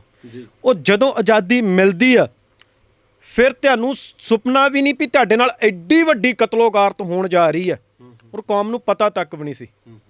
ਜੇ ਆਪ ਦਾ ਰਾਜ ਲੈਣ ਵੀ ਲੱਗੇ ਤੇ ਫਿਰ ਵੀ ਐਡਾ ਵੱਡਾ ਕਤਲੋਗਾਰਤ ਵੀ ਕਿੱਦਾਂ ਉੱਜੜ ਕੇ ਬਹੁ ਗਿਣਤੀ ਜਿਹੜੀ ਸਿੱਖਾਂ ਦੀ ਇੱਧਰ ਆਈ। 47 ਦੀ ਗੱਲ ਕਰਦੇ, 47 ਦੀ। ਉਸ ਟਾਈਮ ਤੇ ਵੀ ਜਿਹੜਾ ਅੱਜ ਕਹਾਉਂਦਾ ਇੰਡੀਆ ਆ ਉਹਨੂੰ ਤਾਂ ਕਿਸੇ ਨੂੰ ਕੋਈ ਤਕਲੀਫ ਨਹੀਂ ਹੋਈ। ਉੱਜੜਿਆ ਕੀ? ਪੰਜਾਬ ਉੱਜੜਿਆ ਨਾ, ਬਾਕੀ ਸਟੇਟਾਂ ਦਾ ਤਾਂ ਕੋਈ ਉਜਾੜਾ ਨਹੀਂ ਹੋਇਆ, ਪੰਜਾਬ ਦਾ ਉਜਾੜਾ ਹੋਇਆ। ਪੰਜਾਬ ਉੱਜੜ ਕੇ ਹਜੇ ਆਪਦੇ ਪੈਰੀਂ ਵੀ ਨਹੀਂ ਸੀ ਖੜਾ ਹੋਇਆ, ਉਹਦਾ ਪੰਜਾਬ ਦਾ ਪੂਰਾ ਸਰੀਰ ਛਲਣੀ ਹੋਇਆ ਪਿਆ ਜ਼ਖਮਾਂ ਦੇ ਨਾਲ। ਹਜੇ ਉਹਦੇ ਸਾਰੇ ਜ਼ਖਮ ਮੱਲੇ ਆ ਤੇ ਜਿਹਦੇ ਨਾਲ ਅਸੀਂ ਜੱਫੀਆਂ ਪਾ ਕੇ ਏਕਾ ਕੀਤਾ, ਉਹਨਾਂ ਨੇ ਆਪ ਦੀ ਸਾਡੀ ਉਹ ਜਿਹਨੂੰ ਅਸੀਂ ਆਜ਼ਾਦੀ ਸਮਝਦੇ ਰਹੇ, ਉਸ ਅਖੌਤੀ ਆਜ਼ਾਦੀ ਮਾਹਿਜ਼ 8 ਸਾਲ ਬਾਅਦ 'ਚ ਸਾਨੂੰ ਇੱਕ ਵੱਡਾ ਜ਼ਖਮ ਦਿੱਤਾ। ਸਾਡੇ ਮੁਕੱਦਸ ਅਸਥਾਨ ਜਿਹੜਾ ਸਿੱਖਾਂ ਦਾ, ਜਿਹਦੇ ਲਈ ਹੈ ਹੀ ਕੁਛ ਨਹੀਂ ਉਹ ਤੋਂ ਪਰੇ, ਉੱਥੇ ਪਰਿਕਰਮਾ ਦੇ ਵਿੱਚ ਫੌਜ ਬੜੀ ਜੋੜੇ ਪਾ ਕੇ ਨਿਹੱਥੇ ਸਿੰਘਾਂ ਦੇ ਉੱਤੇ, ਕਿਉਂਕਿ ਉਦੋਂ ਸਿੱਖਾਂ ਦੀ ਮਾਨਸਿਕਤਾ 'ਚ ਚੀਜ਼ ਹੀ ਨਹੀਂ ਸੀ ਕਿ ਕਦੇ ਸਾਡੇ ਨਾਲ ਇੱਦਾਂ ਹੋ ਸਕਦੀ ਆ। 84 'ਚ ਤੇ ਕਈ ਸਾਲ ਪਹਿਲਾਂ ਮਹਾਂਪੁਰਖਾਂ ਨੇ ਕਹਿਣਾ ਸ਼ੁਰੂ ਕਰਤਾ ਵੀ ਸਟੇਟ ਦੀਆਂ ਨੀਤੀਆਂ ਠੀਕ ਨਹੀਂ ਆ, ਇਹ ਚੜ ਕੇ ਆਊਗੀ। ਲੋਕ ਅਵੇਅਰ ਹੋ ਗਏ ਸੀ। ਉਦੋਂ ਤੱਕ ਪੰਜਾਬ ਜੰਗ ਲੜਨ ਲਈ ਤਿਆਰ ਹੋ ਚੁੱਕਾ ਸੀ, ਪਰ 54-55 ਦੇ ਵਿੱਚ ਪੰਜਾਬ ਨੇ ਕਦੇ ਸੁਪਨਾ ਵੀ ਨਹੀਂ ਲਿਆ ਸੀਗਾ ਕਿ ਲੋਕ ਸਾਡੇ ਨਾਲ ਇਦਾਂ ਕਰਨਗੇ। ਉਦੋਂ ਤੇ ਕਿਸੇ ਦੇ ਹੱਥ 'ਚ ਵੀ ਕੁਝ ਨਹੀਂ ਸੀ, ਔਰ ਉਦੋਂ ਕੋਈ ਵੱਖਰੇ ਮੁਲਕ ਦੀ ਗੱਲ ਨਹੀਂ ਸੀ ਜਿਹੜੀ ਅੱਜ ਜਿੱਦਾਂ, ਕਿਉਂਕਿ ਮੈਂ ਨਾ ਮਾਨਸਿਕਤਾ ਦੀ ਲੜਾਈ ਆ। ਸਟੇਟ ਨੇ ਸਾਨੂੰ ਕੁੱਟਿਆ ਵੀ ਔਰ ਸਾਡੇ ਮਨਾਂ 'ਚ ਇਹ ਗੱਲ ਵੀ ਬਿਠਾਤੀ ਵੀ ਸਾਡੇ ਹੀ ਗਲਤ ਸੀ ਲੜਨ ਵਾਲੇ। ਆਹ ਦਿਨ ਜਿਹੜੇ 1955 ਇਹਨੂੰ ਸਟੇਟ ਨੇ ਦੱਬ ਲਿਆ। ਤੁਸੀਂ ਯਕੀਨ ਮੰਨੋ 55 ਤੋਂ ਲੈ ਕੇ ਪਿਛਲੇ ਸਾਲ ਪਹਿਲੀ ਵਾਰ ਅਸੀਂ ਇਸ ਪ੍ਰੋਗਰਾਮ ਨੂੰ ਕੀਤਾ ਆ। ਇਸ ਤੋਂ ਪਹਿਲਾਂ ਤੱਕ ਪੰਥ ਦੇ ਅੰਦਰ ਇਹ ਗੱਲ ਹੀ ਨਹੀਂ ਆਉਣ ਦਿੱਤੀ ਵੀ 1955 ਵੀ ਦਰਬਾਰ ਸਾਹਿਬ ਤੇ ਅਟੈਕ ਹੋਇਆ। ਬਿਲਕੁਲ, ਬਹੁਤਿਆਂ ਨੂੰ ਤਾਂ ਪਤਾ ਨਹੀਂ ਸੀ ਇਸ ਗੱਲ ਦਾ, ਸ਼ਾਇਦ ਹਾਲੇ ਵੀ ਨਹੀਂ ਪਤਾ ਕਈਆਂ ਨੂੰ। ਇਹ ਦਿਨ ਕਿਉਂ ਮਨਾ ਰਹੇ ਆ ਕਿ ਅਸੀਂ ਜਿਹੜੀ ਇੰਡੀਅਨ ਸਟੇਟ ਦੀ ਜਿਹੜੀ ਉਹਦਾ ਦੋਹਰਾ ਚਿਹਰਾ ਆ ਨਾ, ਉਹਦਾ ਚਿਹਰਾ ਅਸਲ ਕੱਢ ਕੇ ਨੰਗਾ ਕਰ ਸਕੀਏ, ਲੋਕਾਂ ਨੂੰ ਦੱਸ ਸਕੀਏ ਵੀ ਤੁਸੀਂ ਆਪ ਦੀਆਂ ਅੱਖਾਂ ਤੋਂ ਇਹ ਪਰਦਾ ਲਾਓ। ਜਿਹੜਾ ਇੰਡੀਅਨ ਸਟੇਟ ਦਾ ਦਿੱਤਾ ਨੈਰੇਟਿਵ ਆ ਉਹਨੂੰ ਛੱਡ ਕੇ ਨਾ ਤੁਸੀਂ ਉਹਦਾ ਅਸਲ ਚਿਹਰਾ ਦੇਖਣ ਦੀ ਕੋਸ਼ਿਸ਼ ਕਰੋ। ਤੁਹਾਨੂੰ 1955 'ਚ ਦੱਸੂਗਾ। ਨਾ ਤਾਂ 1955 'ਚ ਸੰਤ ਜਰਨੈਲ ਸਿੰਘ ਆ ਉੱਥੇ, ਨਾ ਉੱਥੇ ਹਥਿਆਰ ਲੈ ਕੇ ਸਿੰਘ ਬੈਠੇ ਆ, ਨਾ ਉੱਥੇ ਵੱਖਰੇ ਮੁਲਕ ਦੀ ਗੱਲ ਆ। ਜੇ ਲੋਕਾਂ ਨੂੰ ਲੱਗਦਾ ਨਾ ਵੀ 84 ਇਹਨਾਂ ਗੱਲਾਂ ਕਰਕੇ ਵਾਪਰੀ ਆ, ਜਦ ਕਿ ਅਸੀਂ ਇਹਨਾਂ ਗੱਲਾਂ ਨੂੰ ਵੀ ਗਲਤ ਨਹੀਂ ਕਹਿੰਦੇ, ਠੀਕ ਆ। ਉਹ ਹਾਲਾਤ ਕਿਉਂ ਬਣੇ ਕਿੱਦਾਂ ਉੱਤੇ ਵੀ ਆਵਾਂਗੇ, ਪਰ 1955 'ਚ ਤਾਂ ਐਸਾ ਕੁਛ ਨਹੀਂ ਸੀ। ਹਕੂਮਤ ਕੀ ਚਾਹੁੰਦੀ ਸੀ? ਜਿਹੜੀ ਹਿੰਦ ਸਟੇਟ ਆ ਉਹ ਚਾਹੁੰਦੀ ਸੀ ਸਿੱਖਾਂ ਦੀ ਮਾਨਸਿਕਤਾ ਨੂੰ ਇਸ ਕਦਰ ਸਨੱਬ ਕਰ ਦੇਣਾ ਕਿ ਉਹ ਕਦੇ ਸੁਪਨਾ ਵੀ ਨਾ ਦੇਖਣ ਕਿ ਸਟੇਟ ਦੇ ਨਾਲ ਲੜਨ ਦਾ, ਉਹ ਖੜੇ ਹੋਣ ਦਾ, ਆਪ ਦੇ ਹੱਕ ਮੰਗਣ ਦਾ ਕਦੇ ਤਹਈਆ ਨਾ ਕਰਨ। ਹਜੇ ਹੁਣੇ ਕੁੱਟ ਖਾ ਕੇ ਹਟੇ 47 'ਚ ਤੇ 54 ਦੇ ਵਿੱਚ ਦੁਬਾਰਾ ਫੇਰ ਕੁੱਟੋ, ਇੰਨਾ ਕੁੱਟੋ ਕਿ ਇਹਨਾਂ ਦੇ ਬੱਚੇ ਕਹਿਣ ਵੀ ਯਾਰ ਅਸੀਂ ਥੱਕ ਗਏ, ਹਾਰ ਗਏ। 1955 ਦੇ ਵਿੱਚ ਕੋਈ ਗੱਲ ਨਹੀਂ ਸੀ। ਇੱਕ ਮੁਲਕ ਜਿਹੜਾ ਬਣਿਆ ਜਿਹਨੇ ਕੋਈ ਕੁਰਬਾਨੀ ਨਹੀਂ ਕੀਤੀ। ਅਸੀਂ 95 ਕੋਈ 98% ਕਹਿੰਦਾ ਪੰਜਾਬ ਨੇ ਸਿਰ ਦਿੱਤੇ। ਪੰਜਾਬ ਦਾ ਫਿਰ ਉਜਾੜਾ ਵੀ ਹੋਇਆ, ਔਰ ਪੂਰੇ ਭਾਰਤ ਦੇ ਵਿੱਚ ਜਿਹੜੀਆਂ ਸਟੇਟਾਂ ਬਣਦੀਆਂ ਉਹਨਾਂ ਨੂੰ ਇੱਕ ਵੀ ਬੰਦੇ ਦੀ ਇੱਕ ਦਿਨ ਦੀ ਜੇਲ੍ਹ ਨਹੀਂ ਕੱਟਣੀ ਪੈਂਦੀ ਸਟੇਟ ਬਣਨ ਦੇ ਲਈ। ਜਿਨ੍ਹਾਂ ਨੇ ਸਿਰ ਦਿੱਤੇ, ਜਿਨ੍ਹਾਂ ਦੇ ਕਤਲੇਆਮ ਹੋਏ, ਉਹਨਾਂ ਨੂੰ ਆਪ ਦੀ ਸਟੇਟ ਦੇ ਲਈ ਵੀ ਲੜਨਾ ਪਿਆ, ਉਹਦੇ ਲਈ ਵੀ ਗੱਲ ਕਰਨੀ ਪਈ। ਐਡਾ ਵੱਡਾ ਤਸ਼ੱਦਦ ਸਿੱਖਾਂ ਦੇ ਨਾਲ। ਮਨਜੀਤ ਸਿੰਘ ਜੀ, ਕਈਆਂ ਦੇ ਦਿਮਾਗ 'ਚ ਆਉਂਦਾ ਹੋਊਗਾ ਵੀ ਕਿਉਂ ਇਦਾਂ ਤੁਸੀਂ ਇੰਨੀਆਂ ਕੁਰਬਾਨੀਆਂ ਕੀਤੀਆਂ, ਤੁਹਾਡੇ ਨਾਲ ਹੀ ਕਿਉਂ? ਕਈ ਮੈਂ ਵੇਖਦਾ ਕਿ ਸਿਰਾਂ ਦੇ ਉੱਪਰ ਪੱਗਾਂ ਬੰਨੀਆਂ ਹੁੰਦੀਆਂ ਨੇ। ਸਾਡੇ ਪ੍ਰੋਗਰਾਮਾਂ ਦੇ ਵਿੱਚ ਕਈ ਸੱਜਣ ਥੱਲੇ ਕਮੈਂਟ ਵੀ ਕਰਦੇ ਹੈਗੇ, ਸਿਰ ਦੇ ਉੱਪਰ ਬੜੀ ਸੋਹਣੀ ਪੱਗ ਬੰਨੀ ਹੁੰਦੀ ਆ, ਵੇਖਣ ਨੂੰ ਵਧੀਆ ਗੁਰਸਿੱਖ ਲੱਗਦੇ ਹੁੰਦੇ ਆ, ਪਰ ਉਹ ਥੱਲੇ ਨਾ ਇਦਾਂ ਅੰਗੂਠੇ ਥੱਲੇ ਨੂੰ ਕਰਦੇ ਆ। ਵਿੱਚ ਫਿਰ ਕਈ ਵਾਰ ਕਹਿੰਦੇ ਹੈਗੇ ਕਿ ਇਹ ਪਾਕਿਸਤਾਨੀ ਚੈਨਲ ਹੈ। ਸੋ ਇਦਾਂ ਦੇ ਵੀ ਕਈ ਬੰਦੇ ਹੈਗੇ ਆ, ਤੇ ਉਹਨਾਂ ਦੇ ਦਿਮਾਗ 'ਚ ਸਵਾਲ ਆਉਂਦਾ ਹੋਊਗਾ ਵੀ ਕਿਉਂ ਤੁਹਾਡੇ ਨਾਲ ਇਦਾਂ ਹੋ ਗਿਆ? ਉਹ ਕਹਿੰਦੇ ਠੀਕ ਹੀ ਤਾਂ ਹੈ, ਸਾਰਾ ਕੁਝ ਆਜ਼ਾਦੀ ਹੈ, ਕਮਾਉਂਦੇ ਆ, ਵਧੀਆ ਘਰ ਵਾ, ਗੱਡੀਆਂ ਆ, ਸਾਰਾ ਕੁਝ ਤੇ ਵਧੀਆ ਆ, ਮਨਮਰਜ਼ੀ ਦਾ ਪਾਉਂਦੇ ਆ, ਮਨਮਰਜ਼ੀ ਦਾ ਹੰਡਾਉਂਦੇ ਆ। ਕਈਆਂ ਨੂੰ ਇਹ ਲੱਗੀ ਜਾਂਦਾ ਹੱਲੇ ਵੀ। ਦੇਖੋ, ਅਸੀਂ ਪਿੰਡਾਂ 'ਚ ਜੰਮੇ ਪਲੇ ਹਾਂ, ਤੇ ਕਈ ਵਾਰੀ ਨਾ ਜਿਹੜੀ ਬਾਹਲੀ ਡੂੰਘੀ ਜੀ ਗੱਲ ਲੋਕਾਂ ਨੂੰ ਸਮਝ ਨਹੀਂ ਲੱਗਦੀ, ਤੇ ਜਿਹੜੀ ਠੇਠ ਪੰਜਾਬੀ ਜਿਹੜੀ ਗੱਲ ਹੁੰਦੀ ਸੌਖੀ ਸਮਝ ਜਾਂਦੀ ਹੈ ਜੀ। ਸਾਡੇ ਪਿੰਡ ਦੇ ਵਿੱਚ ਸਾਡੇ ਡੈਡੀ ਹੁਣੀ ਗੱਲ ਸੁਣਾਉਂਦੇ ਆ। ਜੀ। ਉਹ ਕਹਿੰਦੇ ਵੀ ਪਿੰਡ 'ਚ ਇੱਕ ਬੰਦਾ ਸੀਗਾ, ਉਹਨਾਂ ਦਾ ਨਾ ਇੱਕ ਮੁੰਡਾ ਉਹਨਾਂ ਦੇ ਨਾਨਕਿਆਂ ਨੇ ਪਾਲਿਆ ਸੀ ਜੀ। ਤੇ ਉਹਦੇ ਨਾਨਕਿਆਂ ਦਾ ਤੇ ਦਾਦਕਿਆਂ ਦੇ ਪਰਿਵਾਰ ਦੀ ਆਪਸ ਵਿੱਚ ਵਾਲੀ ਬਣਦੀ ਨਹੀਂ ਸੀ ਜੀ। ਉਹ ਨਾਨਕਿਆਂ ਨੇ ਬੱਚੇ ਦੇ ਮਾਈਂਡ ਦੇ ਵਿੱਚ ਇਹ ਗੱਲ ਬਿਠਾਤੀ ਕਿ ਤੇਰਾ ਪਿਓ ਤੇਰਾ ਦੁਸ਼ਮਣ ਆ, ਤੂੰ ਬਸ ਉਹ ਜਿੱਥੇ ਤੈਨੂੰ ਦਿਸ ਪਵੇ ਨਾ ਤੇ ਤੂੰ ਉੱਥੋਂ ਭੱਜ ਜਾਣਾ, ਨਹੀਂ ਤਾਂ ਉਹਨੇ ਤੈਨੂੰ ਮਾਰ ਦੇਣਾ ਹੀ। ਉਹ ਇੱਕ ਛੋਟਾ ਜਿਹਾ ਬੱਚਾ ਜਦੋਂ ਉਹ 30-35 ਸਾਲ ਦਾ ਹੋ ਗਿਆ, ਉਹਦੇ ਬੱਚੇ ਹੋ ਗਏ, ਉਦੋਂ ਤੱਕ ਉਹ ਆਪਦੇ ਬਾਪ ਦੇ ਮੱਥੇ ਨਹੀਂ ਲੱਗਾ, ਕਿਉਂਕਿ ਉਹਦੇ ਮਨ 'ਚ ਇਹ ਗੱਲ ਸੀ ਕਿ ਮੇਰੇ ਪਿਓ ਨੇ ਮੈਨੂੰ ਮਾਰ ਦੇਣਾ। ਕੁਦਰਤੀ ਸਬੱਬ ਬਣਿਆ, ਇੱਕ ਦਿਨ ਉਹਨਾਂ ਦੀ ਮੁਲਾਕਾਤ ਹੋ ਗਈ ਤੇ ਉਹਦੇ ਪੇ ਨਾਲ ਜਦੋਂ ਮੁਲਾਕਾਤ ਹੋਈ ਤੇ ਉਹਨੂੰ ਕਲੈਰਿਟੀ ਹੋਈ ਵੀ ਨਹੀਂ, ਮੇਰਾ ਪੇ ਤਾਂ ਮੇਰੀ ਖਾਤਰ ਮਰਦਾ ਰਿਹਾ ਵੀ ਮੇਰਾ ਪੁੱਤ ਬਚ ਜਵੇ ਕਿਤੇ, ਪਰ ਇੱਕ ਮਾਈਂਡ ਸੈੱਟ ਕਰਤਾ ਵੀ ਤੇਰਾ ਵਿਰੋਧੀ ਹੈ। ਇਹ ਜਿਹੜੇ ਐ ਗੂਠੇ ਕਰਨ ਵਾਲੇ ਆ ਨਾ, ਇਹ ਉਸ ਨਾਨਕਿਆਂ ਦੀ ਤਰ੍ਹਾਂ ਹੀ ਆ ਜਿਨ੍ਹਾਂ ਨੇ ਆਪ ਦੇ ਪਿਓ ਨਾਲੋਂ ਕੌਮ ਦੇ ਬੰਦਿਆਂ ਨੂੰ ਤੋੜਤਾ ਤੇ ਇਹ ਦੱਸਤਾ ਵੀ ਇਹ ਤੁਹਾਡੇ ਵਿਰੋਧੀ ਹੈ। ਸਾਰੀ ਖੇਡ ਮਾਨਸਿਕਤਾ ਦੀ ਹੈ ਹਨਾ। ਤਾਂ ਮਾਈਂਡ ਸੈੱਟ ਕਰਤੇ ਲੋਕਾਂ ਦੇ, ਜਿੱਦਾਂ ਕਹਿੰਦੇ ਕਹੁੰਦੇ ਅੰਮ੍ਰਿਤਧਾਰੀ ਬੰਦੇ ਅੱਜ ਵੀ ਆਪ ਦੇ ਭਰਾਵਾਂ ਦੇ ਵਿੱਚ ਨੁਕਸ ਲੱਭਦੇ, ਜਿਹੜੇ ਦਰਬਾਰ ਸਾਹਿਬ ਦੀ ਅਜ਼ਮਤ ਲਈ ਲੜ ਕੇ ਸ਼ਹੀਦੀਆਂ ਪ੍ਰਾਪਤ ਕੀਤੀਆਂ ਜਿਨ੍ਹਾਂ ਨੇ, ਉਹ ਇੰਨਾ ਵੀ ਦਿਮਾਗ ਨਹੀਂ ਚਲਾਉਂਦੇ ਪਏ। ਸਟੇਟ ਕਹਿੰਦੀ ਉੱਥੇ ਹਥਿਆਰ ਸੀ, ਸਿੱਖ ਹਥਿਆਰ ਤੋਂ ਬਿਨਾਂ ਅਸੀਂ ਕਿਆਸ ਹੀ ਨਹੀਂ ਸਕਦੇ। ਤੇ ਗੁਰੂ ਕਹਿੰਦਾ ਆ ਵੀ ਮੈਂ ਸਿੱਖ ਨੂੰ ਦਰਸ਼ਨ ਹੀ ਨਹੀਂ ਦਊਂਗਾ ਬਿਨਾਂ ਕੇਸੰ ਸ਼ਸਤਰੰ ਨਾ ਦੇਹੂੰ ਦਦਾਰੇ। ਸਾਡਾ ਗੁਰੂ ਕਹਿੰਦਾ ਮੈਂ ਸਿੱਖ ਨੂੰ ਮੈਂ ਦਰਸ਼ਨ ਨਹੀਂ ਦਊਂਗਾ ਜੇ ਉਹਦੇ ਕੋਲ ਸ਼ਸਤਰ ਨਹੀਂ ਹੈ। ਤੇ ਸਟੇਟ ਕਹਿੰਦੀ ਤੁਸੀਂ ਸ਼ਸਤਰ ਰੱਖੇ, ਤੁਸੀਂ ਕਿੱਡੀ ਤਰਾਸਦੀ ਦੀ ਗੱਲ ਹੈ। ਸਿੱਖ ਨੂੰ ਜਿਹੜੀ ਚੀਜ਼ ਤੇ ਪ੍ਰਾਊਡ ਹੋਣਾ ਚਾਹੀਦਾ ਸੀਗਾ ਉਹਦੇ ਤੇ ਉਹ ਗਿਲਟੀ ਹੋ ਗਿਆ।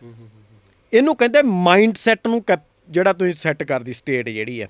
ਸਟੇਟ ਜਦੋਂ ਟੌਰਚਰ ਕਰਦੀ ਹੈ ਨਾ, ਉਹ ਮਾਨਸਿਕਤਾ ਨੂੰ ਸਨੱਪ ਕਰਨ ਦੇ ਲਈ ਕਰਦੀ ਆ। ਅੱਛਾ, ਹਕੂਮਤ ਤੁਹਾਡੇ ਤੇ ਮੈਂ ਵੇਖਦਾ ਮਾਣ ਵੀ ਕਰਦੀ ਆ। ਮੈਂ ਕਹਿੰਦੇ ਰਾਜਨਾਥ ਸਿੰਘ ਹੋਰਾਂ ਦੇ ਰੱਖਿਆ ਮੰਤਰੀ, ਉਹ ਕਹਿੰਦੇ ਕਿ ਸਿੱਖ ਜਿਹੜੇ ਖਾਲਿਸਤਾਨ ਚਾਹੁੰਦੇ ਆ, ਕਹਿੰਦੇ ਮੈਂ ਉਹਨਾਂ ਨੂੰ ਕਹਿਣਾ ਚਾਹੁੰਦਾ ਕਿ ਸਾਰੇ ਭਾਰਤ ਖਾਲਿਸਤਾਨ। ਉਹ ਇਦਾਂ ਦੀਆਂ ਗੱਲਾਂ ਵੀ ਕਈ ਵਾਰ ਕਰਦੇ ਹੈਗੇ ਆ।